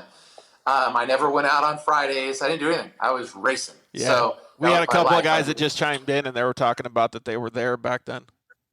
Oh, how crazy is that? Yeah. Awesome. I'll tell him I said, yeah, Ty Davis. What's up, guys? Yeah, Ty Davis was there. Yeah, it's crazy. Yeah, so with that said, when I was young, I started having issues, and I started rebelling, and I started getting in some trouble. And I ended up going. I was losing it. I was not doing good. And I was like, there's something wrong with me. You know, I'm like, I got to go to a psychiatrist. Long story short, a guy's been asking me for months to go to a Bible study. And I'm like, I ain't going to your Bible study. It's like, I'm riding dirt bikes, you know. It's like, I don't want anything to do with what you're talking about. Well, I broke my wrist or my arm, and I had time off. And he goes, so now you're going to come? So I did, and I went. And hopefully it's okay if I throw my Christianity in there. But I went to this pastor's house, and he's a pastor of a really big church out west. And literally his sermon was like seriously speaking to me. Like, I go, do you know my story? He doesn't know me. I'm like, how does he know my story? So I ended up accepting Christ and becoming a born-again Christian that day. And so why I wanted to bring that up is because when that day at Glen Helen came, you know, I was a Christian. I was married, just bought my first house, was over-pressured because it comes – when you have a number one plate, everything changes. Like, all of a sudden you take bigger risks, you try way harder, and you put yourself in a really scary, like, predicament where you take – you know, you're almost like pushing the threshold all the time. Yeah. And that day I was really struggling with the track, and everybody else was too. We were all going about the same. But I was like, if I'm going to win, I'm going to have to go a little beyond everybody else. And there was a jump that's like a tabletop onto a single, and it was 90 foot. And I was like, I jumped it the week before practicing on Thursday, but I jumped it kind of off to the edge. You know when you jump something just to test it, you want to land on the side? So I did that a bunch of times, and I go, oh, yeah, easy, dude. So then on race day, they built the lip up way gnarly and made it to where you're going way up. And I was like, all right, I'll do this, you know, I'll jump it. And so the first practice, a guy cartwheeled, my friend Scott Myers cartwheeled in front of me, broke his collarbone. I was like, dude, that is not the way to start the weekend, right? And I'm just doing everything I can to avoid hitting him and going down too. And so I get through it, and I'm like, this is a melee, dude. I got to go back, and I'm going to do some praying because this is a sketchy track. All the jumps were like this. So I come around the second practice, and I'm going about everybody's pace, and I'm feeling all right. But I'm like, I got to just get this out of my head so I can put it behind me. And if you ever rode Supercross or anything, it's one of those things where you almost have to get all the obstacles. Yeah, you got to get them all done. We always had that. Well, I guess you do too, but we always had, if you're not doing it by the second lap, you didn't do it quick enough. Yeah, if you didn't, you're like head's jacked up, and you're screwed. You can't go to sleep that night knowing that we're still there, right? Yeah. Yeah, we both made it. We both made it, not to the same level as you, but we both did Supercross and stuff. So so you know the feeling. That's all it comes back to is that you're like, dude, I remember what that's like. So I had to get that over with. So it was about 3 laps into the second practice, and I saw my mechanic. Everybody is standing there because they kind of must have known that people are going to try something. So I have pictures of my accident, and people are lining the fence. It was crazy, probably a few hundred people. So I came around the corner, saw my mechanic, and he's like, yeah, you got this. And I do. But I went up the face, and I cross-rutted it. So you know what that is. So instead of getting the distance, I kind of went up and stalled out, and I'm coming down. I'm like, oh, God, no, this is going to hurt. And 90 feet's a long ways to hit frame on jump. Yep. So I landed frame on jump, handlebars went right through my chest, and all I remember was trying to do a flying W when normally you'll use your knees and your legs to try and save it. I didn't know that I was paralyzed. So my legs were flipping up over the bike like this in slow motion, and then I slid down the front of the front fender and the forks, and then the thing just ran me over and left me for dead. Yeah, so it knocked me silly, almost blacked out, laid there, and my head was looking at the jump. I was like, oh, great, there's my favorite jump right there. So that's where my faith really came into play, because when you do things under your own power and you think you can do everything under your own power, try and pick yourself up off the ground. Yeah, exactly. Right? You know what I'm talking about. Yeah. So I'm laying there going, God, I'm not in control. I just give it all up to you. Whatever your plan is. I thought your plan was for me to be doing this and to be giving you glory racing a dirt bike. That's what I thought. I didn't know that you have another plan, but hey, I'm on board. But I know this is going to be a rough road. I have no idea what I'm in for, but it's going to be a rough road. So little did I know what was in store. Yeah, next. that's crazy. Well, yeah, and like I said before we brought you on the show, you hold a special piece in my heart because we have such a similar story, and unfortunately, I was at the same track. But Glenn Helens paralyzed a bunch of dudes, actually. But yeah, it's crazy. So that for our audience that doesn't know because they can't see or share, unfortunately, Mike was in a bad accident, worse than what I was, and he ended up breaking his back. Where did you break your back at? I'm T9 and T10, so I'm T9, T10, about an inch above my belly button right here. Okay, yeah, so my injury was a little lower and about 4 vertebrae lower.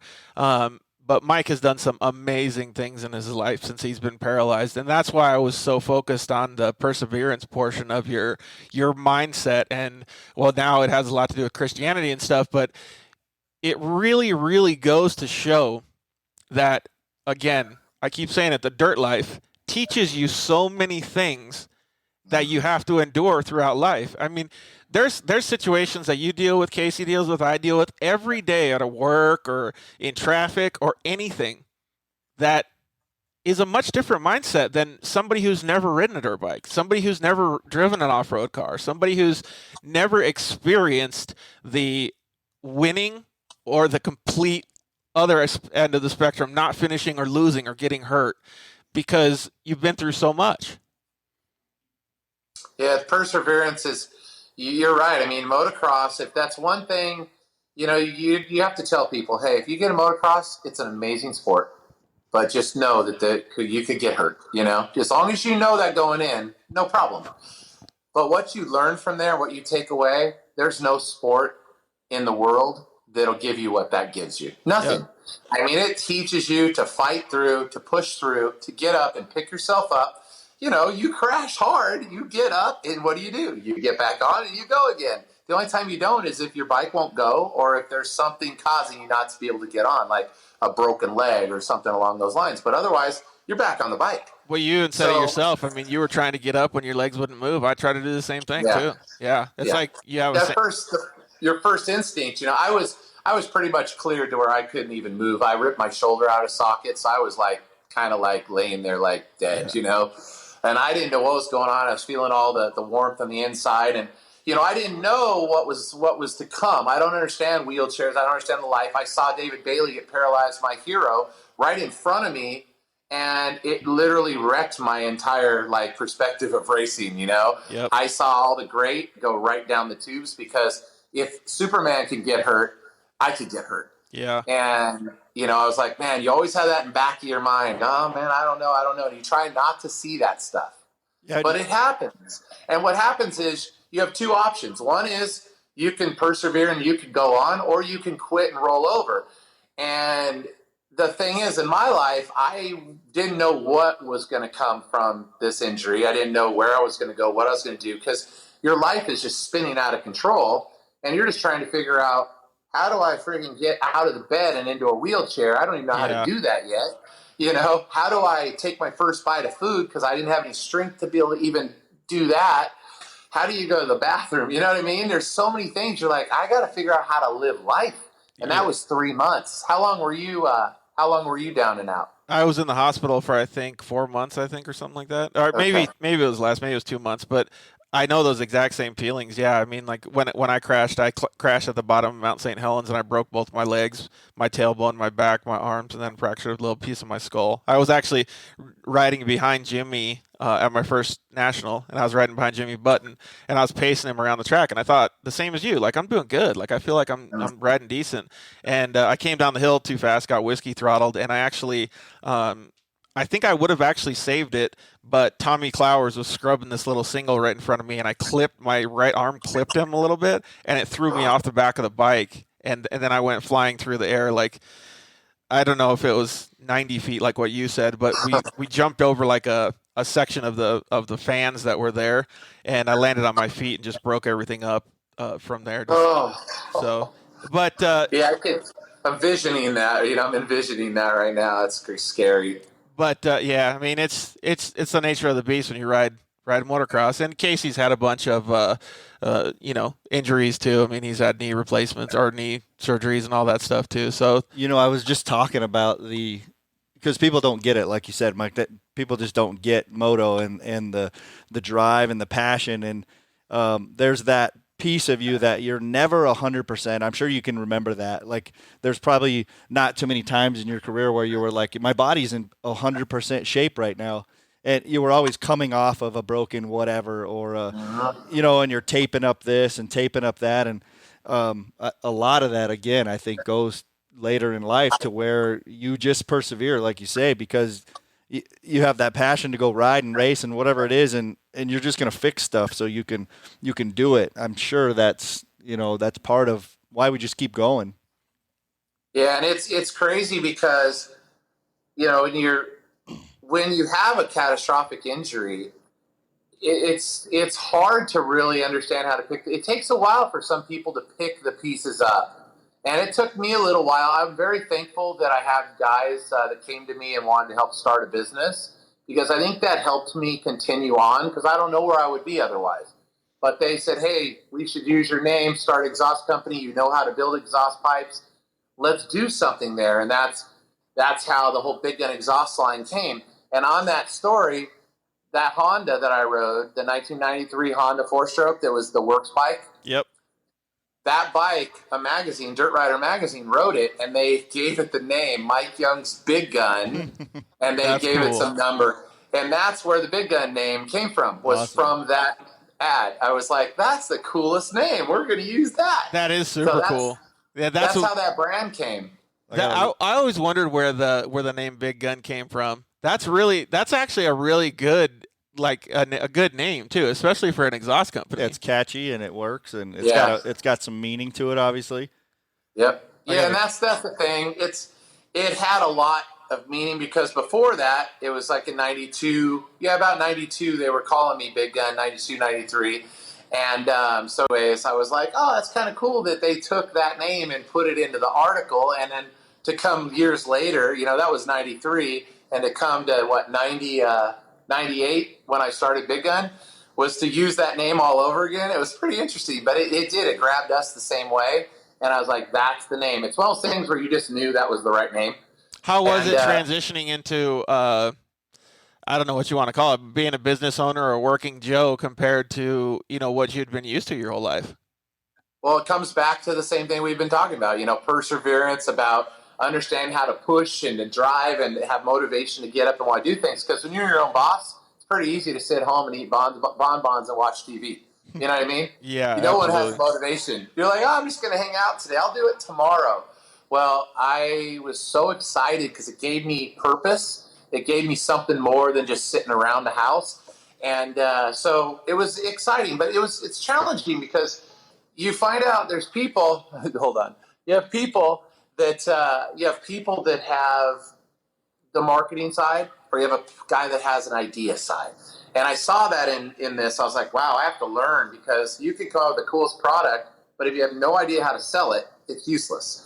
So I had to bring all that together and learn it. And I had some great guys teach me. Dale Davis and Don Lieb really helped me learn that and gave me those skills. And I'm very thankful. And so we built that business with all the amazing dealers in this country, so many amazing Tucker Rocky reps and White Brothers reps. And I mean, we had all these guys all over the world selling product. And I thank those guys from the bottom of my heart. I still, when I see guys driving down the freeway with my products, I want to honk and wave at them, and they're like, who's this creeper? Why is that guy waving at us? But I sold it. I sold the business.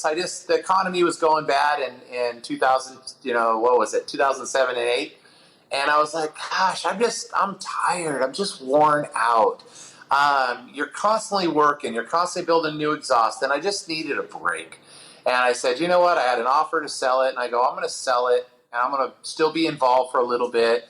And I'll just let them take this and go. And I had a ceramic coating, powder coating business that was called Young Gun. So Big Gun and Young Gun. And I kept Young Gun going for a long time. And then was going through a divorce years later. And I decided, I'm going to pay her out, let her go do her thing. Here's some money.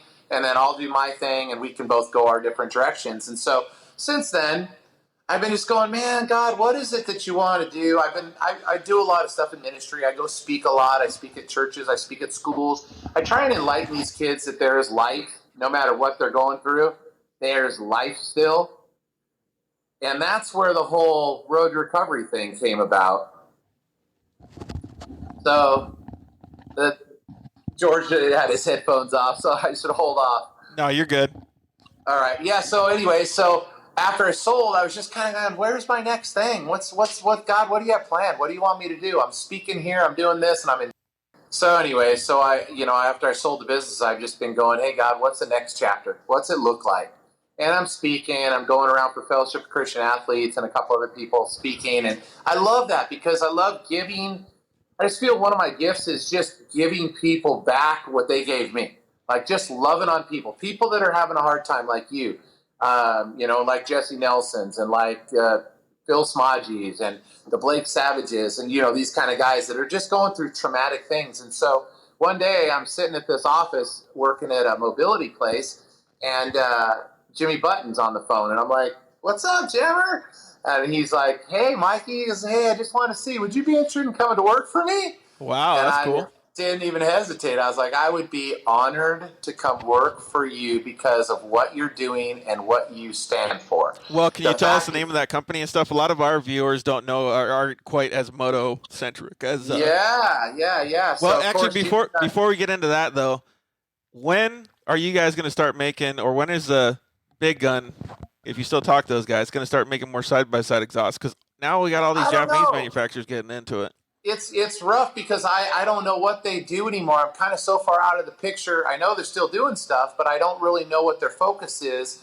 There's times when I just wish I still had it back because I have so many visions and dreams of what I could do different.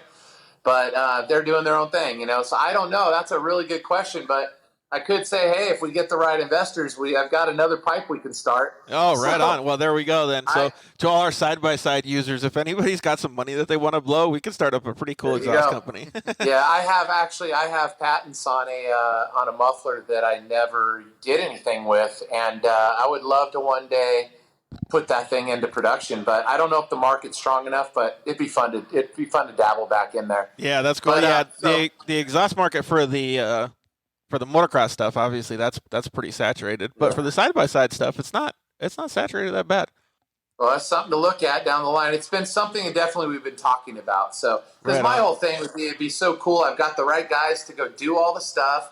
I wouldn't really have to have a lot of involvement in it. I could still focus on my job, but it would be neat because I could get the revenue. What I would like to do is I would like to take a percentage of the revenue and give it back to Road to Recovery. So on that note, that's who I work for now, is a foundation called Road to Recovery, which Jimmy Button founded many years ago because he was injured and broke his neck and was paralyzed and realized that a lot of yeah, right. And it's neat because his vision was, look, there's guys out there racing pro that don't have insurance and don't have optimum coverage. And because of that, these guys are basically going to the hospital and getting a $500,000 bill and they can't pay it. Yep. And it's not right. So Jimmy's like, we're going to step in and we're going to help them. We're going to navigate them. We're going to do a bunch of stuff. So now I work alongside his mom, Anita, and Lori Amstutz, which Lori is like, she's our lady. She gets it done. She's our marketing side. She's at the track. She's the one that's just busting it, making it happen. I'm kind of behind the scenes. I work with the athletes directly. So I give her so much praise for what she does. She's an amazing, amazing human. Anita's also behind the scenes. She's our mother hen. She keeps us in line, but she also does the bookkeeping because with a foundation, it takes a lot to make it run. Oh my gosh, yeah. And so when a guy gets hurt or a girl gets hurt or whoever it is, an athlete gets hurt that's a pro supercross licensed athlete, motocross licensed athlete, or an extreme sports athlete, they fall within our niche. We will step in and we will ask if they want our help. We can fundraise. We can help them with navigate the journey. We've got a manual that we've created that walks them through like day one all the way through what it looks like. Yep. For spinal cord and traumatic brain injury. So we, like I said, we crowdfund. We do all kinds of stuff. We really help them even get their bills paid down. We just we take their learning curve and they go from beginner and they go right to the pro class. Yeah, exactly. And they understand what that looks like a lot better. Because otherwise, they leave the hospital, they're like lost sheep. And they're just going like this. So we bring a lot to the table, and it's an honor and a blessing to work for them. And we have a great team of people. We have Jake Venata, who's the chaplain, and Jake's actually out in the field at the races all the time. So when somebody gets hurt, Jake's there praying with them, talking to them, doing the dirty stuff that has to get done, you know? Yeah, it's crazy to like those people are. Well, everybody's job is clearly important, but those people being on the ground are really important too.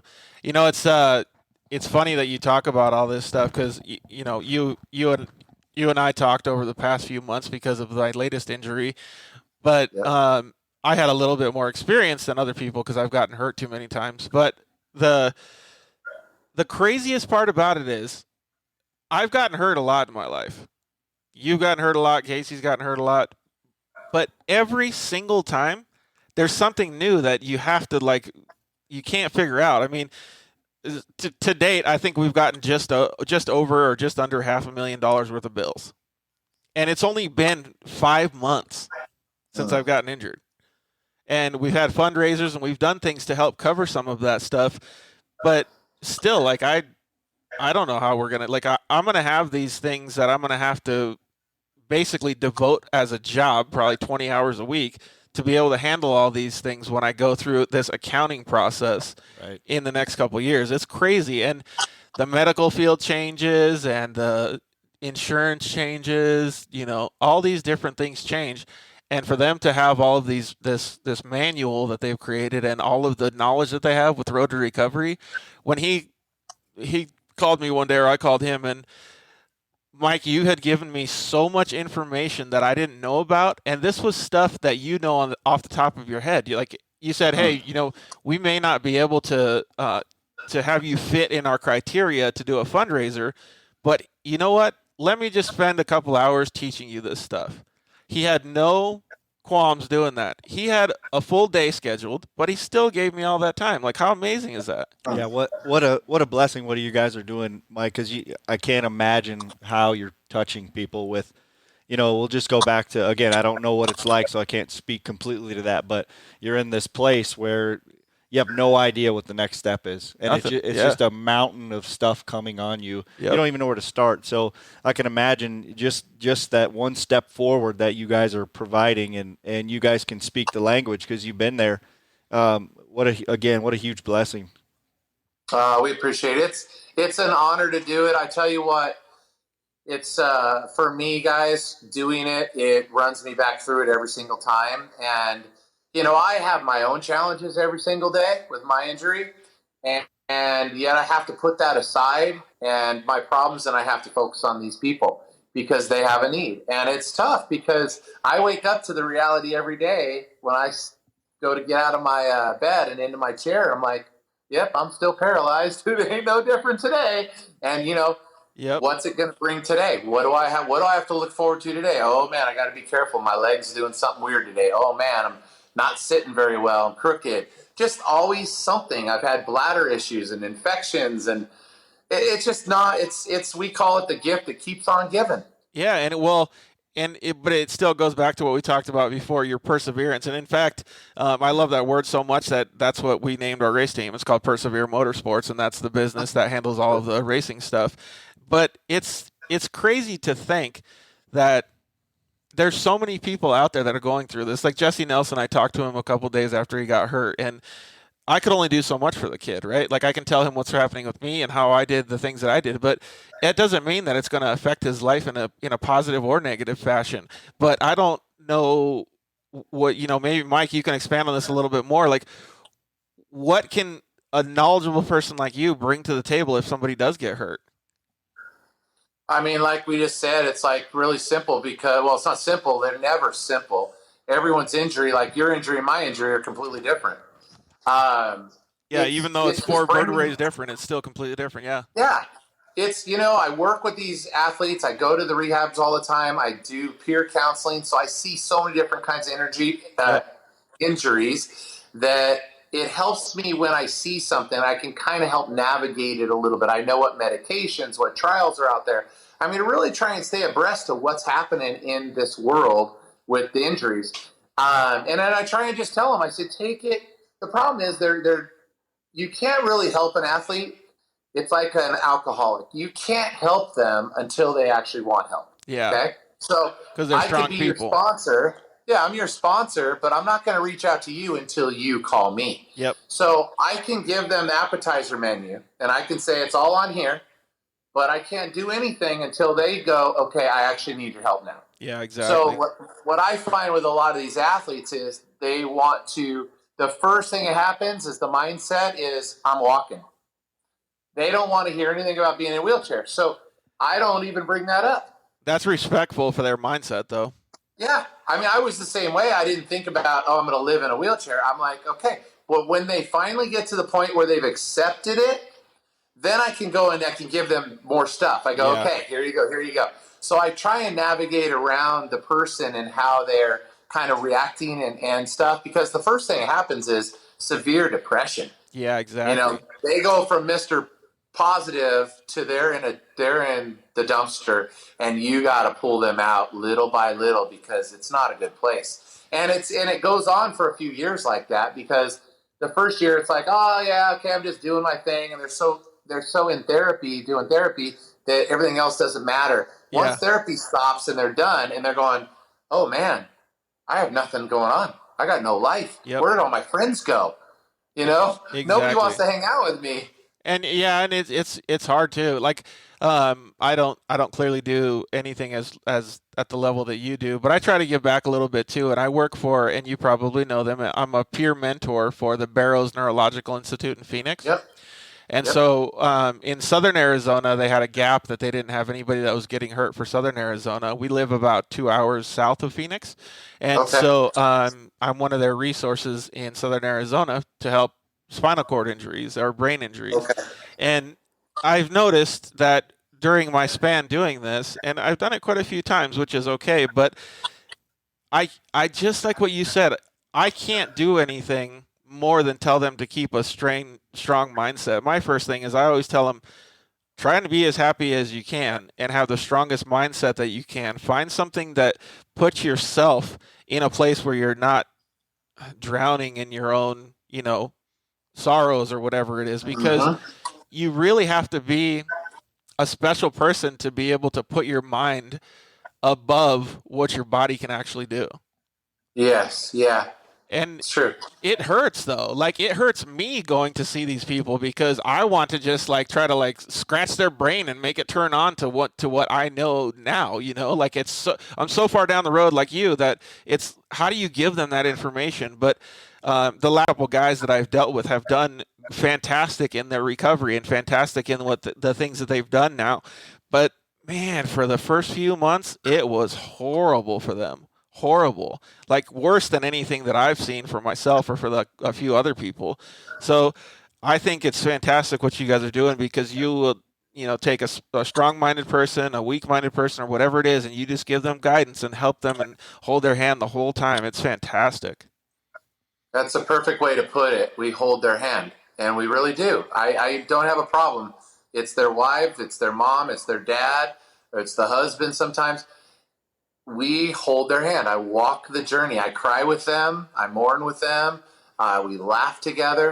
We become family, and it's hard. Like I said, it's not an easy job to do. Some people just go and clock in, do their job, and go home. My job is never ending. It could be at any moment someone could get hurt, and it's always different. So it's never the same. You always have to go, okay, this is a different one. This was a quadriplegic instead of a para, or this person unfortunately lost their lives. It's like, oh no, it's always different. So it's a really big challenge, and it's hard. I try not to carry it with me. I got 2 boys. I got an 18-year-old and a 15-year-old, and I try and separate all that, so that I can actually be a dad too. It's hard. Being a single dad is a tough thing, by itself. Well, I'm going to tell you straight up, thank you for being the person that you are. Like, that is just, I'm kind of tearing up a little bit, because it means so much to me to see people do the things that you do. Because what if they didn't have you? Like, that would be just terrible. It would be really terrible. Well, give us a little bit of insight as to how you try to help them with their mindset, because you just said it. You wake up every morning and you still realize that you're paralyzed. You have to have a strong mindset for yourself, but you're still going out and putting yourself second. How do you reflect those mindsets and those personality traits to them and to get them on their healing track? God, it's so hard, you guys. I mean, really, seriously, it's probably the hardest thing I do. That's why my faith has grown. You know, I'm so involved in my church and in my faith with God. And I get up and I just pray. That's what I do. I get up and I pray. And when I'm doing my program in the morning, I'm like, you know what, God, I can't do any of this, but you can do it all. Help me walk this journey, because I can't. I don't even know what to say sometimes. I feel so bad for some of these athletes that I'm like, I don't even want to open my mouth. I'm just like, I don't know how to even respond. You know, when a mom calls me and her son just broke his neck and he was a, top moto guy, and you're like, what do you say to her? Oh, it's going to be okay. Yeah, we just had a friend chime in and said, God bless you and thank you for the things that you're doing. And so that's amazing. That's really amazing. Well, I don't want to keep making it a sob story, because you're helping so many people, and it really is genuinely a positive thing. I mean, the turnout that how do I say this? But the fixes that you put in place for all of these injured people really have a dramatic impact on not just their lives, but the families, the financials, the maybe they don't lose their house, maybe they don't lose their car, maybe they can still keep their job, whatever it is. But they have such a positive impact just because you're changing some dude's mindset so he has a smile on his face every day, even if he can't walk, even if he can't think that right. But it gives them the opportunity to go back to work. It gives them the opportunity to heal up quicker. It does so many things. So tell me about some of the things that you've seen that are so positive in the things that you do that really make a big impact on you personally. Well, I think one of the things too, you just said it, is, loving on people. I think, George, one of the things that is the key to what I do is I have to give myself to them.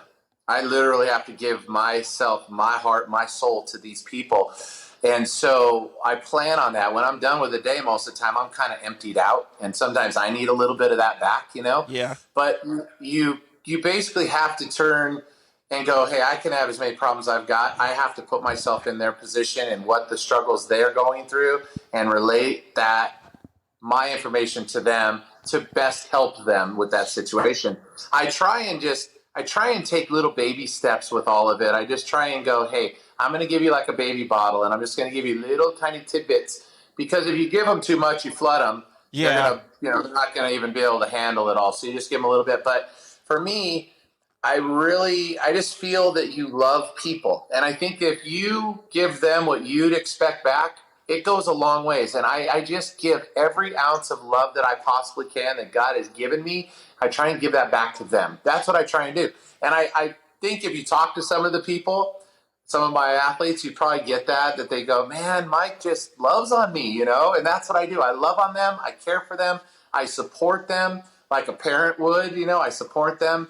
And I don't want anything in return. Difference. Absolutely. Yeah, and I want nothing, I don't want anything in return. And one of the things you hit on earlier is, road recovery is more than just a foundation that gives money or does these certain things we say we do. You mentioned something about, hey, what about helping get a job? Well, we have a job placement program. Yeah. So we can help these athletes find jobs. And it's fun. It's funny that awesome. That you think something so simple. I mean, it's hard to get a job this day and age, even if you have a college degree and all these different things. But when you have a disability, it's not necessarily harder to get a job because you can't perform those actions. It's harder to do those actions yourself every day when you haven't had a job for so long. Sure. So you start a job and you're like, oh shit, like I don't know what to do now. Like, this is now a new chapter of my life. This is now something that I have no idea what's going on. Right, a whole new challenge. But with the job placement program that they have, they can guide anybody into those positions, like, Mike just said, holding their hands. Yep. So it's really cool to see that. And I got hurt just before Jimmy did, and just after you in 1998, and there was nothing. Like I didn't have any of that. So all of the stuff that I did was just on my own. And I didn't live in Southern California either, so that's a little bit more of a positive. But there wasn't project walks. There wasn't Barrows Neurological Institute with peer mentors and stuff like that. You're just kind of thrown to wolves and see what you get. And the doctors told me and Mike the same thing. You got to figure out how to live on these wheels. You ain't going to be able to walk anymore. And his perseverance has led him to helping other people. The perseverance that I've had, the perseverance that you've had, have led us to the strong structures that we have in life with families and with work and all that stuff.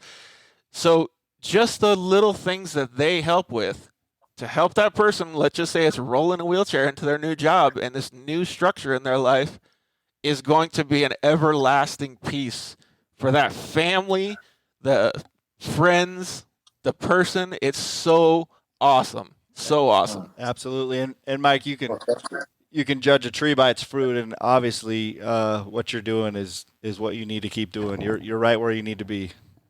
Thanks, Casey. No, it's it's a good point you made, because you can check is fruit coming off of that dead, or is it good edible fruit, right? Yep. Yeah, I always have to look at that, because that's one of the things in my Christian walk. It's like, am I producing good fruit or am I not? And I always have to, I'm a human being. I make mistakes every day. And that's the people, they look at me, and it's hard because my Facebook and my Instagram, I try and post scriptures on a daily basis, because for one, there's an accountability. For two, it's because it's what I believe and I stand firm on. But three, you never know who's going to read that, right? You never know who's going to be having that day. George woke up, or you woke up, and you're like, dude, I'm just at the end of my rope, and you pull it up and you're like, oh, what did Mike post? Oh, no way.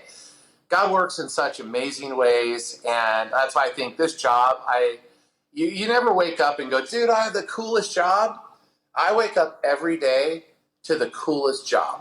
Even though it's the hardest job you could ever do, it's the coolest job, because you're helping people. Yeah. You're doing something for somebody else other than ourselves, because what do racers do? We're all about us, right? Yep. Now it's about you. Yep. I'm not about me anymore. I'm about you, because I'm done. I'm past that point. I'm helping you now. And it's a rewarding feeling. I wish I could, I don't know.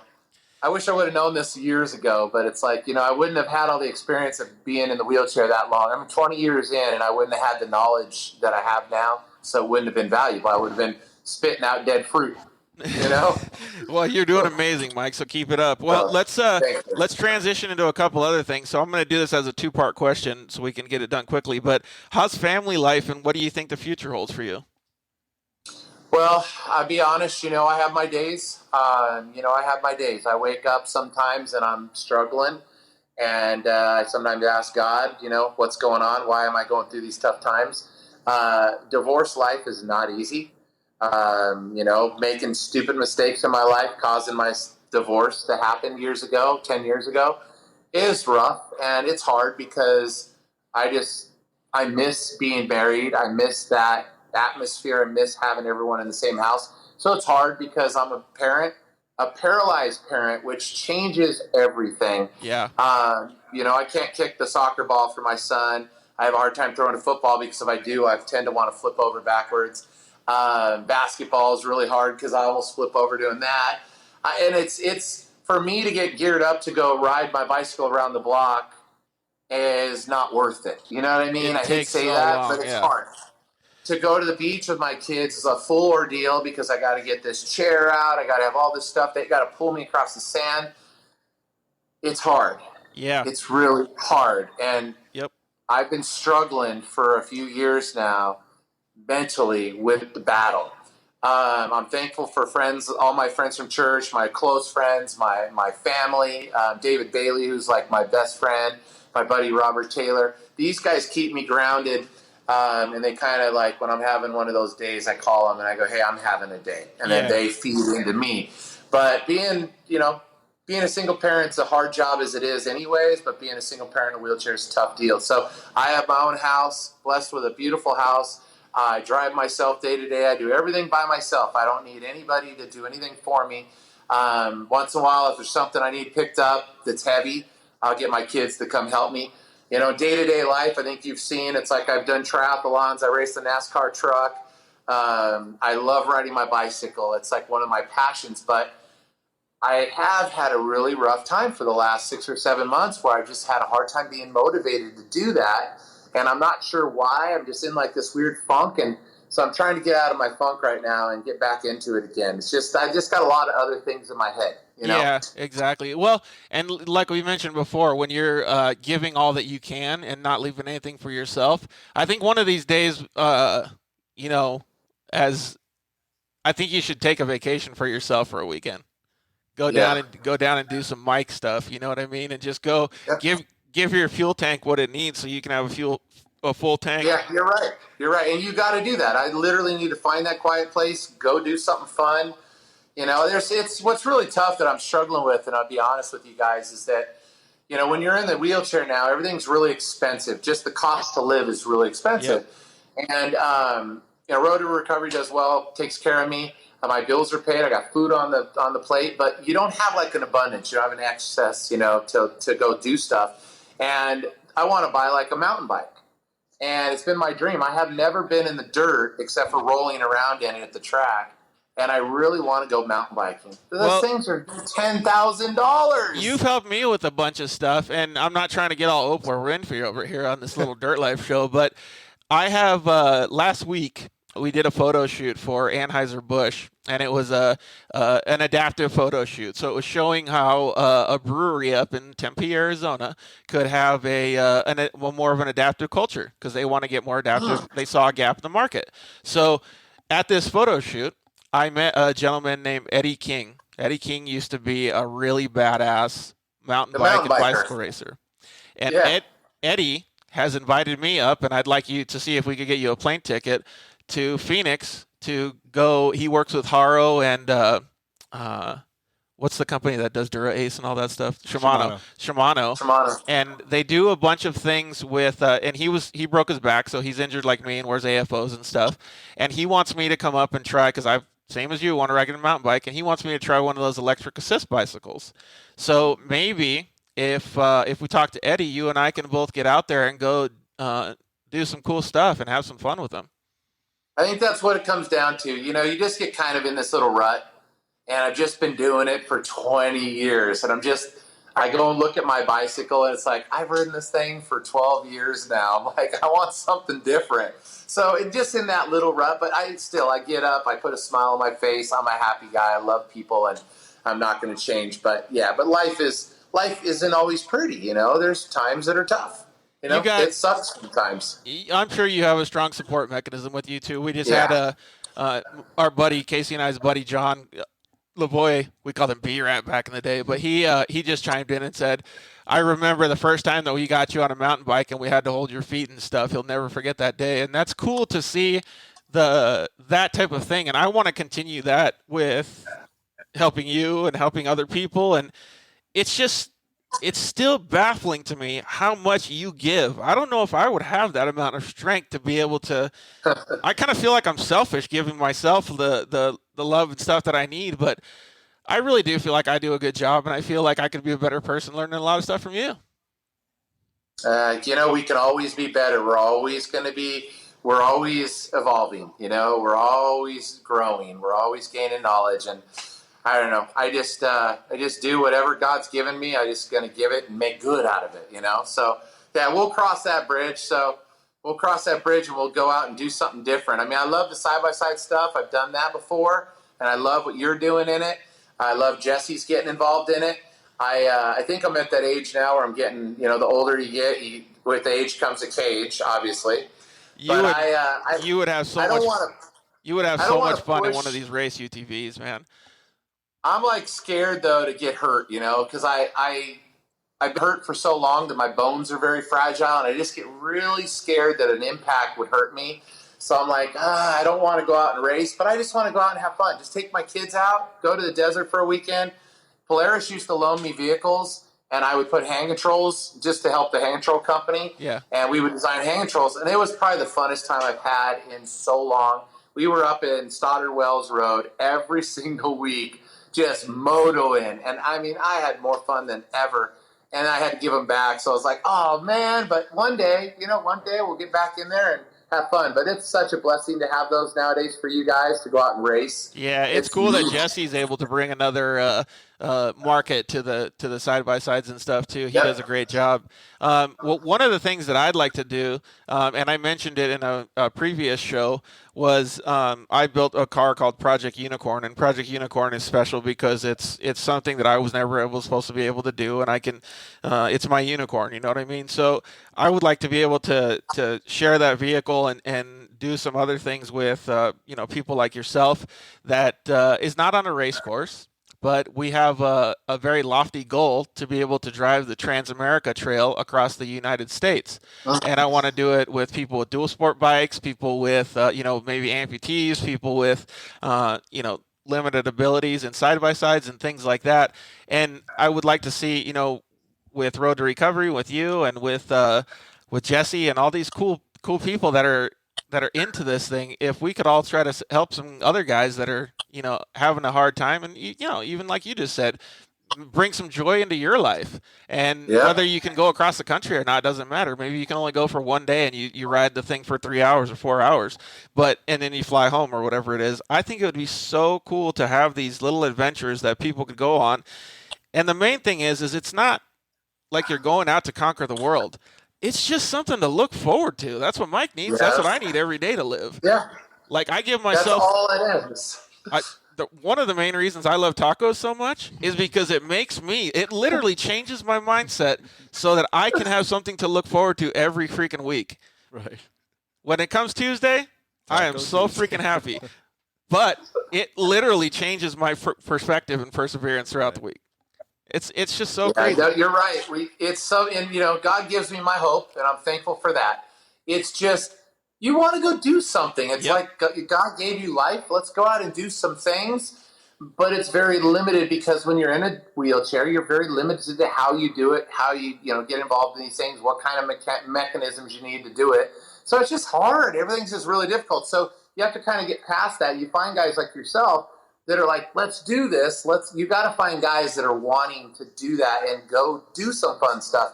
That's what David Bailey and I, we just like to challenge each other. So we'll go, all right, today we're going to go ride 80 miles on our bikes. All right, let's go do it. And so we'll just go do that. And people look at us like we're stupid. And then he rode across the country on his bicycle. And I'm like, I'm not doing that, but you can do that.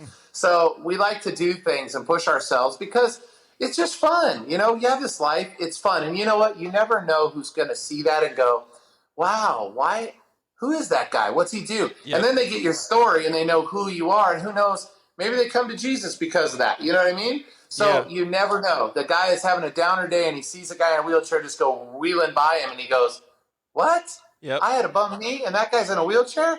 Yep. Yeah, and the day changes, right? So thank God for that opportunity. That's one of the things the guys have always said to me. They go, you have such a powerful God. Why does he make you walk? And I go, well, for one, God didn't put me in this wheelchair. For two, it's not his responsibility to get me out. If he wanted to get me out, three, he could take me out of this in a nutshell. But what if God looks at it and goes, this is a better ministry for you?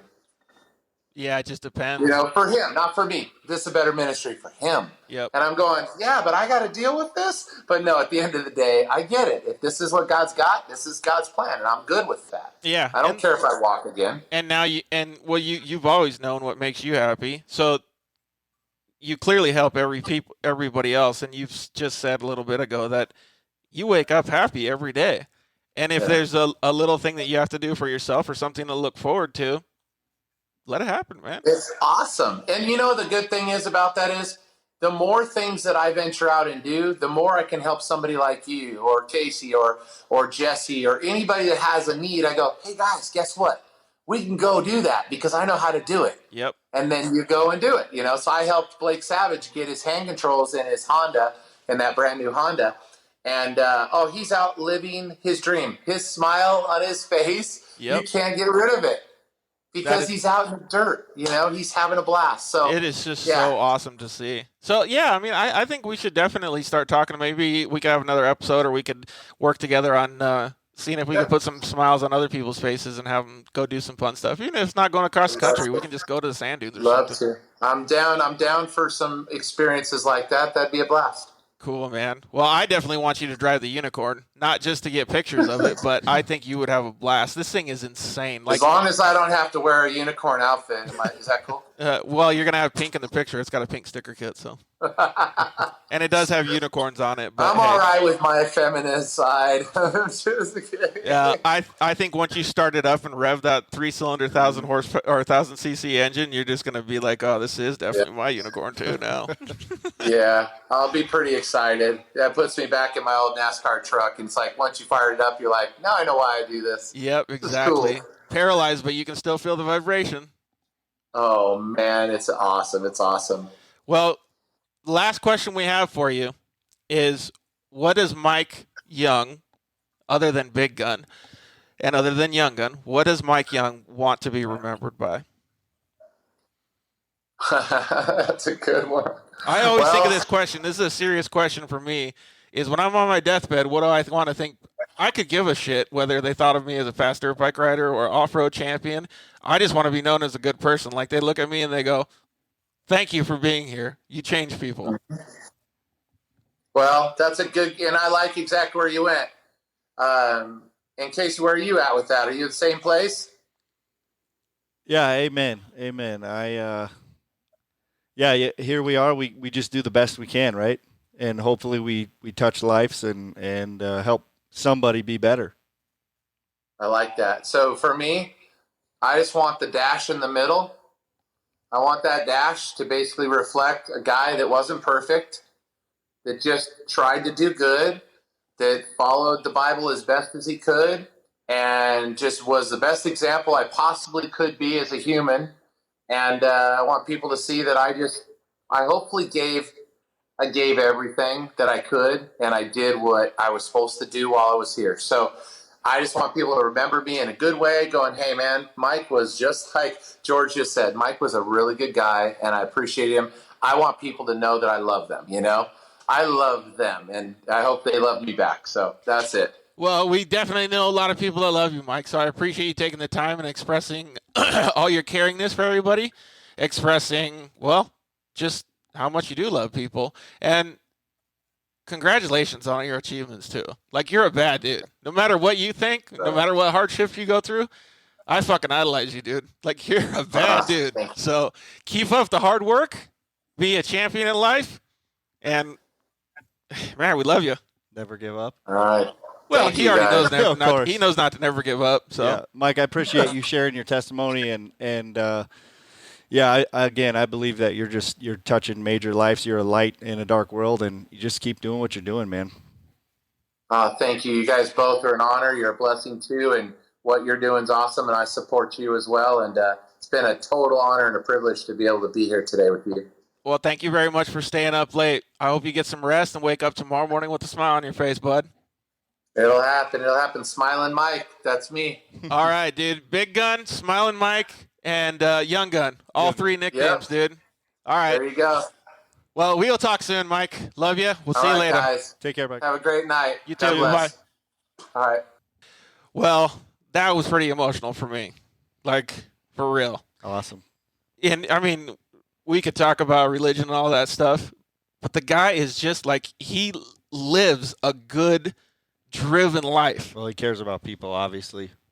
It's just insane. Like, it really, like, it makes you want to be a better person to, like, how do I match that badass level? Like, it is just so awesome to see that.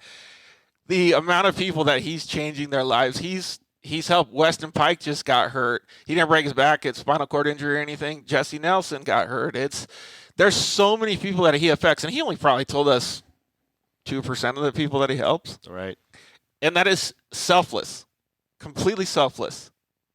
He doesn't gain anything by that. He just pays his mortgage with the company, but he sits there, and his drive is to make it better for people. Absolutely. It is just really cool, man. I'm going to wake up tomorrow with a bigger smile on my face, that's for sure. Well, thank you to everybody for tuning in. Thank you for listening to such a long show. We had two of our special guests. We had Myles Cheek, the Crandon World Cup winner. So that was awesome to hear. He's just a special kid. And chef. Well, the chef, how about this? We'll eat some of his food. We'll see if he's a good chef, and then maybe we'll schedule like a taco competition. Yeah, or let's something. get his taco recipe. Yeah. So and his tortillas in the back of his car, Right. so not bucking. That's what we need to do, the YXZ, because it's always bucking in the back. So thank you to Myles Cheek for coming on. Clearly, thank you, Casey, very much for coming in and sharing all of your fantastic stories and good motivation. Thank you, Mike Young, for coming on. Thank you, everybody, for tuning in. Thank you to all of our sponsors, Shock Therapy, Fuel Off-Road, Solder Weld, Rigid Industries, ZRP, Zoller Racing Products. And I hope everybody that listened wakes up tomorrow with a smile on their face. We love you guys. We'll see you next week. You've been listening to the Dirt Life Show with George Hammel and Cody Sanders.